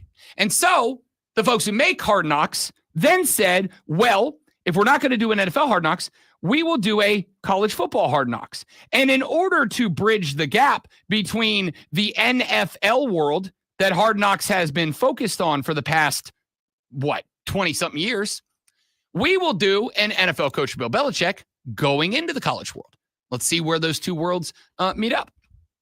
So they started that process, and then the Hard Knocks side of it got shut down. But North Carolina announced they would be producing their own documentary, and they were partnering with Hulu for the distribution. Now, this never got said and never got confirmed, but via on-tape interactions and all of the context clues surrounding it, I have floated the theory, and I am comfortable saying my bet is Bill Belichick's 24-year-old girlfriend said, we're just going to do this ourselves so that we can control the narrative of this documentary.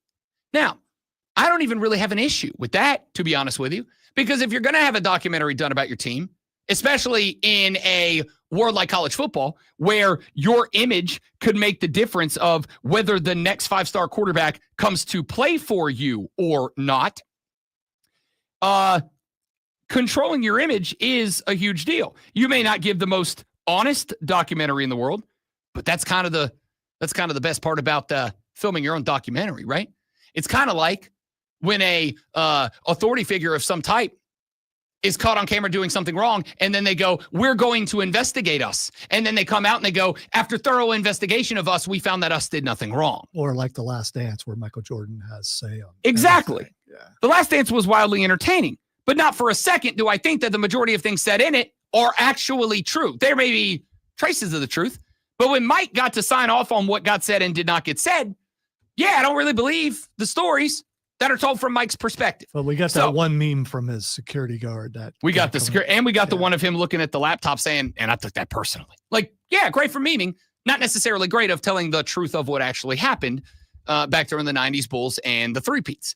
Now, with that being said, my belief is that Jennifer said, we are going to take over this so that we can control the narrative. I don't even have an issue with that. What I find amusing is that yesterday, the University of North Carolina said, we're not doing this documentary anymore. They went ahead and hit the off switch on the season-long documentary. Now, obviously, things are not going great at North Carolina. But I would say, if I was trying to do something about image, and I genuinely believed that the guy that was running the program, the guy in charge of the program, is the guy that is going to turn the program into something one day, something that we would be proud of, then I would say, don't you run with that documentary. And don't you run with that documentary because, one, there are a few types of genres that Americans love. Good gosh almighty, do we love a plucky underdog story, don't we? We love Miracle on Ice. We love The Little Giants. We love Major League. We love a plucky underdog story. And if UNC genuinely believed that Bill Belichick was the guy that was going to point them in the right direction, and yes, maybe we have to suffer a little bit in the short term for the long-term game of trusting the process to get where we want to go, you do the documentary and you tell it as a story of adversity, and you tell it as a story of conflict, and you show it from the perspective of, this is what it looks like as we change the culture to what the culture is going to be that you, next generation of great high school football players, are going to want to be a part of. That you, guys who are going in the transfer portal January 2nd through 16th of next year, that you are going to want to be a part of. Because, hey, we've got the greatest football coach of all time. And look at how we are laying the foundation for future success in this program. The fact that they killed this documentary off tells me one thing and one thing alone. That's not happening. That's not happening. Because if there was one way that you could film this documentary and that you could spin this documentary off into a positive about the football program, you friggin' do the documentary. The fact that they are not tells me they cannot find one angle of positivity in what is happening right now. No one. So if they were winning, this thing happens? Absolutely. Absolutely. If they were winning, this thing happens. If they believe that we're not winning, but would you look at the growth in this locker room, the chemistry, the development, the advancement of this football team, like we are moving towards where we want to go, you tell that story. If you say the only positive thing is that Bill Belichick is very clearly building this foundation, you center it around him and you tell that story.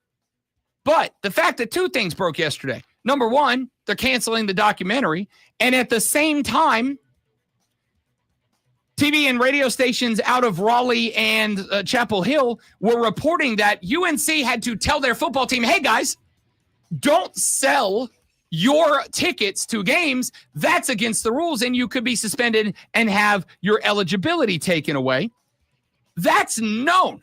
That means that the guys in that locker room who knew you can't do that were like, screw it, I'm going to do it anyway. That is that's a lack of culture. That's a lack of accountability. So by that documentary being canceled on the same day that that story broke, what it is telling me is Bill Belichick has no culture in that locker room. He has no accountability himself in that locker room. He basically showed up and thought, I'm Bill Belichick. Everyone will lay down for me because I have 6 rings. No, you don't. Brady has 6 rings, and you were along for the ride. Knock it off. Knock it off. You have no accountability. Technically, he does. He owns 6 rings. He does not own 6 rings because of him. So do the trainers and the kicker. And stuff, but that would be the same as if the trainer walks into a hospital and goes, you should make me your chief surgeon because I have 6 rings. Bro. That is not the same. That is exactly the same. No. It's a spectacular analogy, and I knocked that one out of the park. Okay, all right. That was a pitch down the middle, just like Cam Schlitter is going to do tonight for the Yankees. This is, to me, and I like North Carolina. I like the image. I like the vibe. I like the people I know that went there. This is freaking hysterical to me because it was obvious before it happened, but a bunch of non-football dudes in North Carolina decided, no, we know best. We know best. Not the football guys. We know best. And this is what happens when non-football guys make the calls. Back after this on the Rob Brown Show in the Fan Upstate.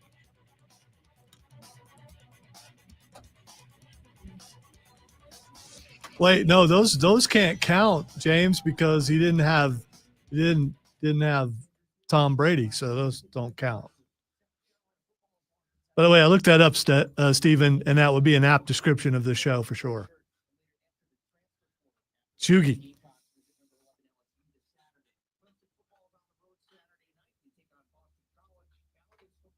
I don't know what that one means. Well, I looked it up because, that's... Because you have to. Well, yeah. Because you don't know what words they... Pronounced Chugi. Chugi. Is a slang term primarily used by Gen Z to describe someone or something that is out of touch with current trends, unfashionable, or trying too hard to be trendy. Often associated with past millennial aesthetics, the term is a mild, jokey put-down, similar to basic or normie, and is used to poke fun at styles and trends from the early 2010s. I know extra.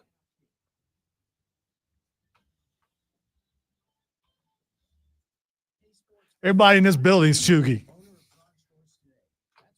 I'm not that. It's good to know these terms, so when they're snickering and a word is said, you know that what they're saying about you. So that's good to know.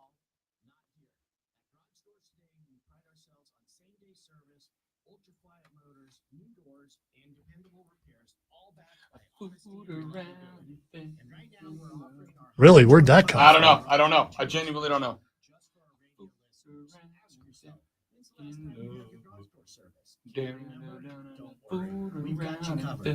Maybe you're thinking of Guardians of Galaxy or Yacht Rock or both. You know what? I do know where it came from. I'm looking at the Fall for Greenville Music Festival to figure out how I'm going to make my plans around missing as little football as possible on Saturday. and there's like a couple of bands that I'm interested in, and one of them is a band called the Tams. Mm-hmm.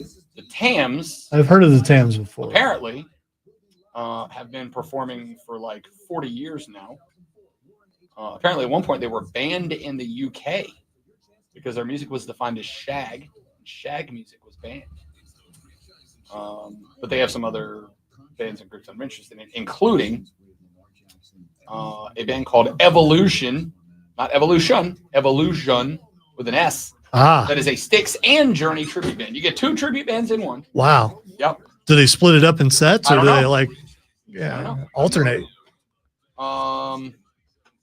Stephen Galloway, who is apparently like a Kenny G, whatever he played, artist. This was like an oboe, wasn't it? I think. No, I think it was technically a clarinet. Yeah, but it's the same thing that Squidward plays. I think. What else we got? Anybody else that jumps off the page? Indie Rock's Easy Honey. It's funny when I started typing in what instrument does it, just filled out Kenny G play. Yeah, it says the saxophone. It does not. It's a soprano saxophone. That is considered saxophone. Okay. All right. Fine. Whatever. Doesn't look like a saxophone.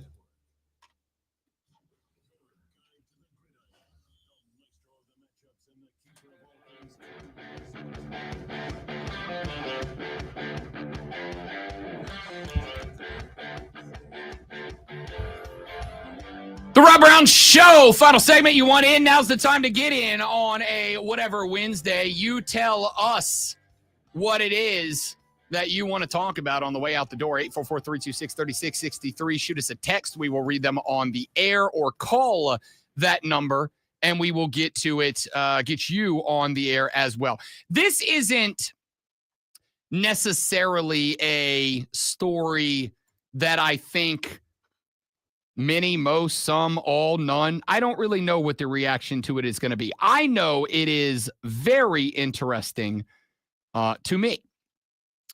You guys know that although I have not done it much the last couple of weeks for some personal reasons, one of the things in years gone by that I have enjoyed doing is some film study. I like to take clips of plays. I did this with Rasul Faison when he signed, or when he got his waiver to play with South Carolina. I did a whole film breakdown on who and what he is as a running back and how South Carolina could take advantage of this player. I love doing film study. I like looking at tape. I like seeing what I can learn. We talked about this. We talked about this early with Clemson, right? Right after Clemson scored on the opening play of their game against North Carolina on a bit of a trick play, right? Pitch out wide to Antonio Williams, and then he throws the ball down the field for a touchdown. There was a reaction. Lonzo said that he had it.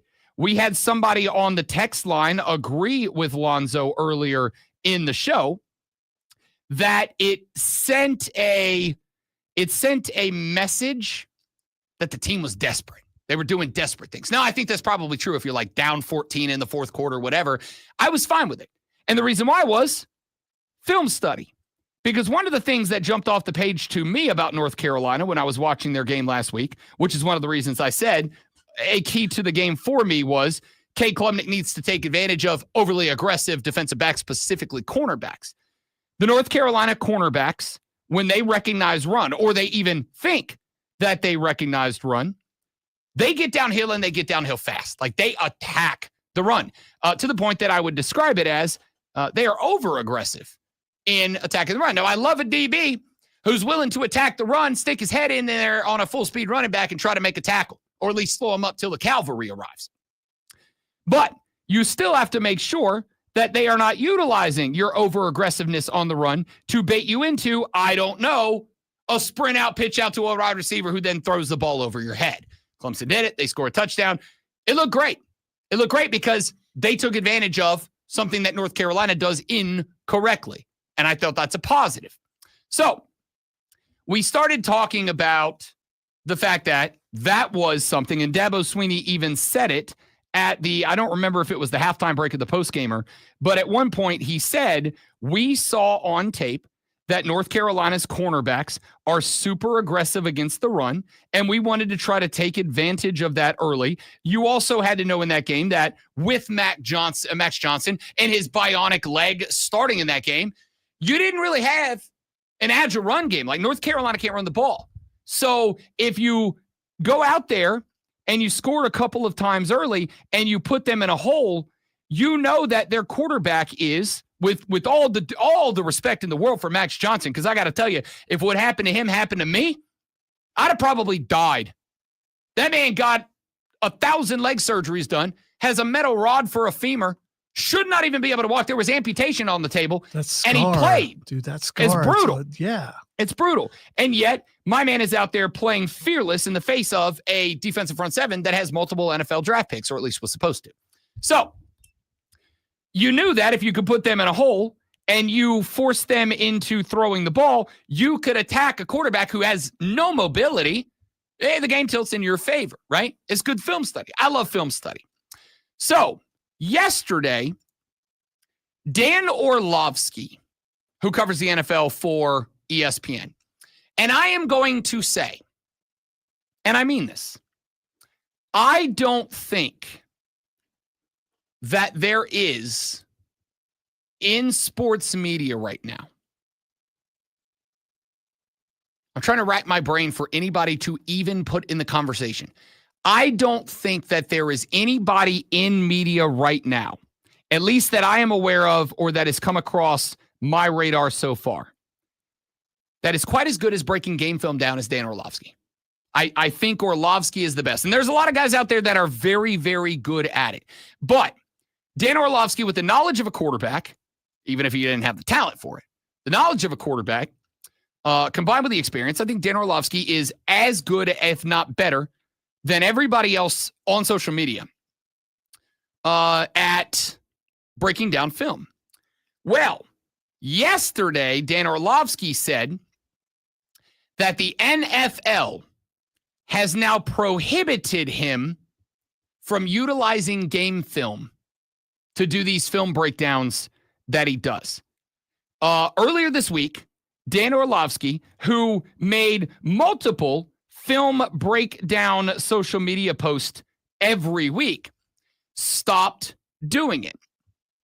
In fact, he put up a tweet talking about Cam Ward where he said, for Titans fans, and since I'm not allowed to post video anymore, go watch first quarter. And then he just lists a bunch of plays followed by what he saw in that play. So now, if you want to know what Orlovsky thought of these certain plays, you have to go find the game. You have to go find the spot in the game. You have to watch the film yourself and read Orlovsky's comments. Now, I get why the NFL, the MLB, the NHL, the MLS, the NBA, all of them want to protect their footage. This is why you get that message at the end of every MLB game that says, usage of footage from this game is not appropriate without the express written consent of Major League Baseball. That's why. So did he have permission before and then they took it away? I don't. So because he's been doing this for a while and he's worked at ESPN for a very long time. And that is part of why this is interesting, is because ESPN and the NFL are obviously in bed together at this point. It is kind of interesting to me that the NFL would now say, listen, you can't use our footage to make breakdowns. And here's the reality.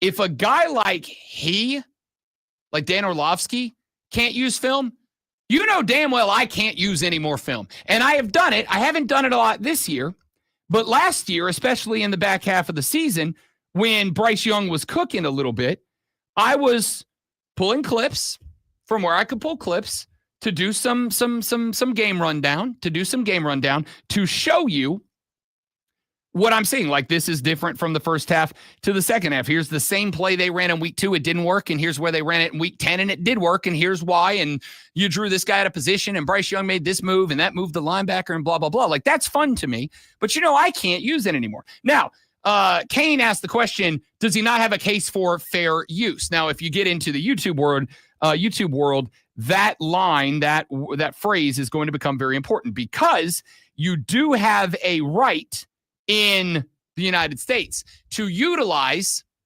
otherwise copyrighted footage if you are going to either parody or if you are going to use it for educational purposes. And I think Dan Orlovsky can make the argument that he was using NFL video to educate football fans on what to look for on a football field. But I also think it's simply a matter of when the NFL and ESPN got in bed together, remember what I said was my big concern at the time, which was ESPN now actively has a massive billion-dollar financial interest in the NFL looking as good as it can look and being as happy as they can be. Oh, okay. I see what you're getting at. So this, to me, goes down the path of the biggest concern that I had with it. And by the way, exact same concern I've had about ESPN being in bed with the SEC, right? I have made the argument, and I don't think it's even a conspiracy theory. Why do you think Kirk Herbstreit was on College Game Day talking a bunch of bleep about Florida State in the run-up to the 23 college football playoff selection show? Because ESPN wanted Alabama in. Because without Alabama getting in, there was no SEC team in, which means the network carrying it did not have one of their teams in as they own the SEC and vice versa. My concern, my fear with the NFL getting into bed with ESPN was that the most powerful can pay to bully everybody else out of the market sports journalistic outlet now is compromised. They are in bed with the NFL. And here is the NFL saying, we don't want Orlovsky using game film just to educate. My bet is somebody at ESPN said, no, we're not going to say fair use doctrine. We're not doing that. You're not going to do this because we don't want to make Roger mad. And now, the Rob Brown Show presents Twitter. Hey, man, I was letting him breathe. I appreciate it. You know, I appreciate it. I mean, that was a good moment. It was. It was a good profound statement, and it needed just a little bit there. All right, let's see what's Xing today. First thing that's Xing is LeBron James. LeBron James was Xing yesterday because he teased the decision 2. We were right. And we talked a little bit about the fact that within a few minutes of LeBron putting out a social media post teasing the decision 2, Lakers tickets skyrocketed in price. You can buy a ticket in April of next year, the cheapest ticket on the year, to see the Lakers play the Jazz for like $82. That ticket was over $500 after LeBron put out the tease. And so Lonzo and I ended the day by saying, this has got to be an advertisement, right? Like LeBron is going to sucker these people in, and he's going to do an advertisement. That's exactly what happened. He went and advertised. I think it was Hennessy. Yeah, I don't know. Is that a good thing? Yeah, Hennessy is it's a liquor. Hennessy is it's I know liquor. the name, so if I know the name, then it's I'll put it at this least way. been around. I'll put it this way. Ordinarily, Hennessy is like the number one mentioned drink of rappers. Like when they rap, it's always Hennessy that gets mentioned. It is considered a drink for those who go in the club and they're willing to make it rain. If you get my drift there. So the decision 2. Hennessy, can you rhyme with Hennessy a bunch? I mean, sure you can. Or you put it in the middle of the phrase. I drink my Hennessy in Tennessee. Like I just did one right there. Look at you. I kind of nailed it. Anyway, freestyling, ladies. It was 100% an advertisement for Hennessy. Now, we both said we would think it was hilarious. For the record, I absolutely thought it was hilarious. Yeah, me too. You know who I don't think thought it was hilarious? The people who went and bought an $82 ticket to the Jazz game for $582 because they thought it's the last time they'll get to see LeBron. That's on you. They're probably furious. That's on. I don't care about them. I mean, because they can afford that and I can't. So whatever. What if they couldn't, though? What if they couldn't? What if that was their kid's Christmas money? Well, then you'd feel bad. Lumps of coal don't cost much, I don't think. All right, the next thing, that's how you cover it. I mean, you were a bad kid. I mean, that's too bad. The next thing is Xing is Joe Flacco. Joe Flacco Xing because he was traded yesterday. The Cleveland Browns have said, okay, we're going with Dylan Gabriel. Congratulations, by the way, Shedeur Sanders. You are now allowed to be interviewed because you're now the number 2 quarterback. Joe Flacco sent to the Cincinnati Bengals. As far as we know, as the roster, have they thrown that out there? They haven't added anybody else yet. So by default, he is now QB2 on the Browns roster. Joe Flacco sent to Cincinnati because Jake Browning has been bad at football the last couple of weeks. They have lost 3 straight since Joey B went down with the turf toe. Look, here's the deal. I'm really interested. If we get last year's Joe Flacco with Jamar Chase and T. Higgins and that offense, He might have a Jameis Winston 30 for 30 season, 30 tutties, 30 picks on the year. If it is just continuation of this year's Joe Flacco, that's interesting because along with Joe Flacco, the Browns sent a Joe Flacco and a 6th round pick in return for a 5th round pick. So basically they moved up a round from the 6th to the 5th in return for Joe Flacco. Cool. You're still going to not be good at football. Yeah, it's probably if he wins, it'll be hilarious. Listen, I'm all for it. I am all for Joe Flacco. I'm pulling for Joe Flacco to prove that old guy still got it. I just don't think he still got it. All right, the next thing is Xing is Hunter Renfrow. I do not know why Hunter Renfrow is because Jalen Coker is going to be returning. Yep. And people are believing that means Hunter Renfrow will be exiting. That is my bet as to what happens. Because let's keep it a buck. Like Hunter Renfrow was nails for the first couple of games. He's been MIA the last couple of games. He just hasn't been there. And if in that slot, you can't provide BY the security blanket, the comfort blanket, the guy who is always open no matter what. And at the end of the day, BY knows Hunter's over there somewhere. You're not playing the Adam Thielen role. I'm going to give it to Jalen Coker, who can play that, but can also put some speed on the edge. I am pulling for Hunter Renfrow, but from just a football perspective, that would be the guy I would dump as well if Xavier Legette continues to play the way he played last Sunday. All right, and finally, the last thing that's Xing is Dolly Parton. Dolly Parton Xing because yesterday Dolly Parton's sister said that she is going through some pretty severe health issues and asked for prayers for Dolly Parton. I am simply going to say this. As far as I'm concerned, we should not have another presidential election. Dolly, get through this and let's just make you president for life. Like you're just president for life, Dolly Parton. You're the best of us. Sincerely, I am pulling for Dolly Parton. I love Dolly Parton. She is one of the best people. I hope you're pulling for her because the opposite is not pulling for her. Well, you know what I'm saying. Yeah. Love Dolly Parton. In my house, Dolly Parton is the queen of earth. And she should be in real life too. She's the best. All right. That's it for us. Thanks for being here. Hope you enjoyed the show. If you didn't, it's because you had bad taste in radio. Come back tomorrow. We will try all over again. And we might even do a better job. We'll find out. See you tomorrow when we start breaking down the football weekend on the Thursday edition of the Rob Brown Show and the Fan Upstate. Later. Yeah, it's pretty simple. I win. Google me. I hate that hesitation before he says Google me. That got me a little bit. I know, but finger just decided to push the button anyway. Wasn't that much of a She is not mid, my guy. Dolly Parton is one of the best people. One of the best people. He's being sarcastic. He's being sarcastic because she's not famous. I hope so. She's just as famous for other things other than her singing. I'm telling you. She got famous because of other things, but she has been a stellar human being for as long as she's been a thing. Love Dolly Parton. I will go to war for my queen. I do love going to medieval times, and that's one of hers. So, I mean, there's that.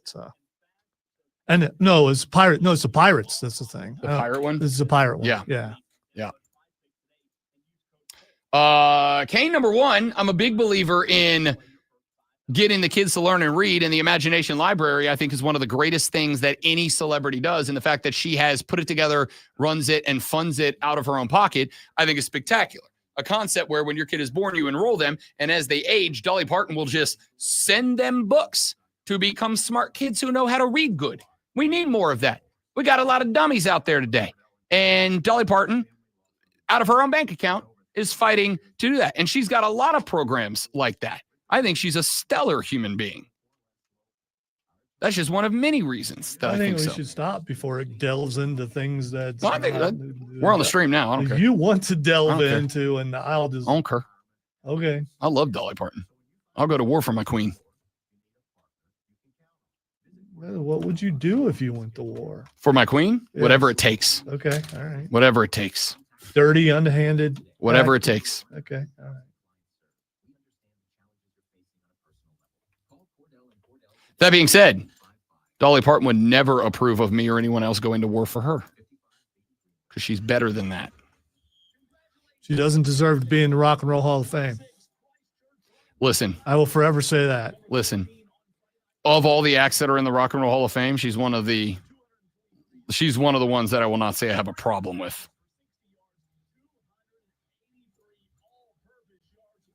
I don't disagree, but I will say I don't have a problem with it when you look at some of the other acts that have gotten in over the years. Let this not be a divider for us. What are we doing? Dolly here? Parton would never divide at all. She is in the Rock and Roll Hall of Fame, Kane. Yeah, that was it. It was controversial. It was like 2 years ago.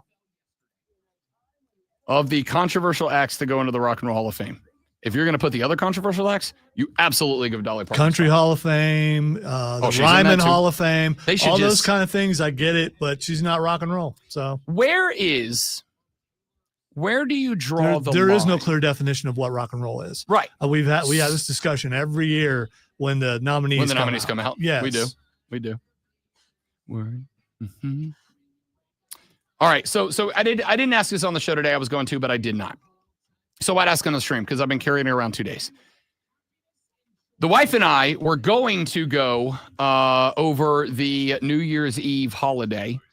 We were going to do Christmas in Florida, and then we were going to go down to Mexico to an all-inclusive resort for New Year's Eve. But unfortunately, due to some circumstances, that is not on the table. So as of right now, we do not have a big end-of-the-year trip planned. So yesterday, I was scrolling the internets, and I came across a casino. In fact, let me pull it up because I saved it. I came across a casino that has been in Las Vegas, Nevada, since like the 1920s. And they've remodeled it, and they've updated it, and yada, yada, yada. But it has been in Vegas for ever and ever and always. And right now, they are doing I don't know if it's like a contest or it's just a thing you sign up for and they're going to pick somebody. But the oldest, and according to the article, most haunted hotel in Las Vegas is hosting, they do call it a contest for the spooky season. Thrill seekers up for the challenge will have the opportunity to apply to spend an all-inclusive weekend inside the El Cortez Hotel and Casino, hunting down ghosts in the hope of winning a $5,000 prize. One lucky couple will be chosen to participate. The legendary El Cortez is the longest-running hotel casino in Vegas. It's situated on Fremont Street, often referred to as the Old Stripper of Vegas. The Old School Hotel and many others on Fremont have seen it all since it opened its doors in 1941. Mobsters, murderers, and allegedly paranormal activities. In a hotel that is 84 years old, it's almost expected for guests to see and hear creepy things like phantom footsteps and shadowy figures. The contest listing from casino.org reads, "We're sending you to investigate, fully equipped with ghost hunting gear to see if the stories are true. The chosen ghost hunter will check into the El Cortez for a haunted weekend stay where you'll explore the casino's oldest and eeriest corner, searching for signs of ghostly activity. The chosen one will be tasked with walking through the hotel's corridors, casino floor, and any other areas that are thought to be haunted using ghost hunting equipment such as EMF meters, EVP recorders, and thermal sensors to detect unusual activity at night. The ghost hunting contest runs from October 6th through 31st, and the trip is expected to take place in early December. If anything spooky is found, the ghost hunter will be expected to take photos and videos for evidence and to journal a short report for the scariest, funniest, or most mysterious findings. It is rumored that the El Cortez basement is full of the ashes and cremated remains of former employees who died without any family, making the hunt a little more eerie. And the winner will also get $5,000 spending cash for their trip to Las Vegas." So I proposed to the wife a free trip to stay in Fremont, which is Vegas but better, and all we have to do is stay up a couple of nights and go ghost hunting in an 84-year-old building. I don't believe in ghosts. This is just a free vacation to me. She, on the other hand, does, and immediately shut it down. My thought is, ghosts aren't real, so we just get a free Vegas vacation and $5,000. Obviously, we put in for this, and I will act my ass off to show that I believe in ghosts. Yeah, people are being hypercritical of you because you won't go to Mad World, but you're willing to do this. I will tell you, this is what I'm willing to do because I've seen just about every episode of Supernatural through like 15, 16 seasons. So I consider myself a ghost expert. I'm willing to go with you, and we'll pretend like we're antiquers, and take that money. Let's do that. Listen. For a free Vegas vacation and $5,000, I would straight up lie and say I'm the biggest believer in ghosts in the world. Give me a crack at this. I'm going for $5,000 and a free trip to Vegas. During the night, I'll hunt ghosts. During the day, I'll be at Studio Swim on top of the hotel, gambling at $5,000 on sports and winning some damn money. Here's the thing, though.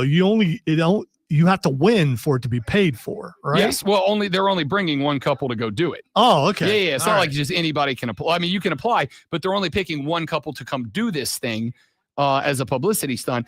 I will absolutely lie on a demo tape and say, "Oh yeah, I see ghosts all the time." I'm like the Sixth Sense. I see dead people everywhere. To me, this is a free vacation and $5,000. My wife, on the other hand, was like, if you enter and win, you will be going by yourself. Have a ball. By the way, I do believe in ghosts. I do believe in a lot of that stuff. So, but I also am not going to be spooked by tricks and things like that. And I've always wanted to use an EMF. It's just because it is Vegas. They do have the best stage shows. I'll be looking for cold spots. I'll be looking for sniffing for the smell of sulfur. I know all that stuff. Okay, I get all that. So I mean, you know what? Actually, you know what would make this the most interesting thing possible? Would 1,000% be send a ghost believer and ghost non-believer and have them do it together. Exactly. There'd be a clank, and she'd be like, "It's a ghost," and I'd be like, "No, something fell down." That's what happens. That's the noise that things make when they fall down. Relax. Well, the best thing would be, it's a hotel and casino. There's probably someone else here. The best thing would be at the end, the non-believer becomes a believer because they actually see a ghost. Or they absolutely prove that this is all smoke and mirrors, ghosts aren't real, and there is absolutely zero evidence of it at the end of the ride. Which is why you would never get to go, because they don't want that. They want the person who's scared. They want the person who's going to be entertaining. That's what I'm saying. I think the sales pitch for me is going to be, pick me and my wife. She's absolutely a believer in ghosts. I'm absolutely not. Can you imagine the absolute hijinks and hilarity that will ensue when you put a night vision camera on us and we are bickering in the hallway because she heard a ghost and I heard a person walking around. And they jump scare you and you run out of the building. I mean, so that would be very entertaining. Yes, it would. That doesn't help the argument that ghosts are real. That's just Rob got jump scared by a person. But is not willing to confess that it was an actual ghost. So because it I mean, you can spin that however you want if you're the venue. Because it wouldn't be, because ghosts aren't real. Listen, I'm just saying, like I said earlier in the show, prove to me that they're real, and I will believe they're real. See, I would right away go talk to the people who are doing this. Go, well, listen, dude, this guy gets jump scared so easily. The comedy that you can, and I'd be like, I don't care if you get me to or get others, just get him and keep the camera on his face when you do it. Hey, remember last week when Caden Proctor, or when Ty Simpson, the quarterback at Alabama, said that Caden Proctor has the athleticism of a hippopotamus jumping out of a pool? Uh-huh. They asked him about him this week, and he said that Alabama has absolutely installed a Get Caden Proctor the Ball package. So we'll be seeing, probably not a bunch, but we may see it again this year. And they asked him, what's the package called? And he said the package is called Crispy with a K, as in Krispy Kreme, because he eats a lot of them. Don't tell him I said that. Buddy, you just said it into a microphone on Twitter. It's out there. That's hilarious. That's hilarious.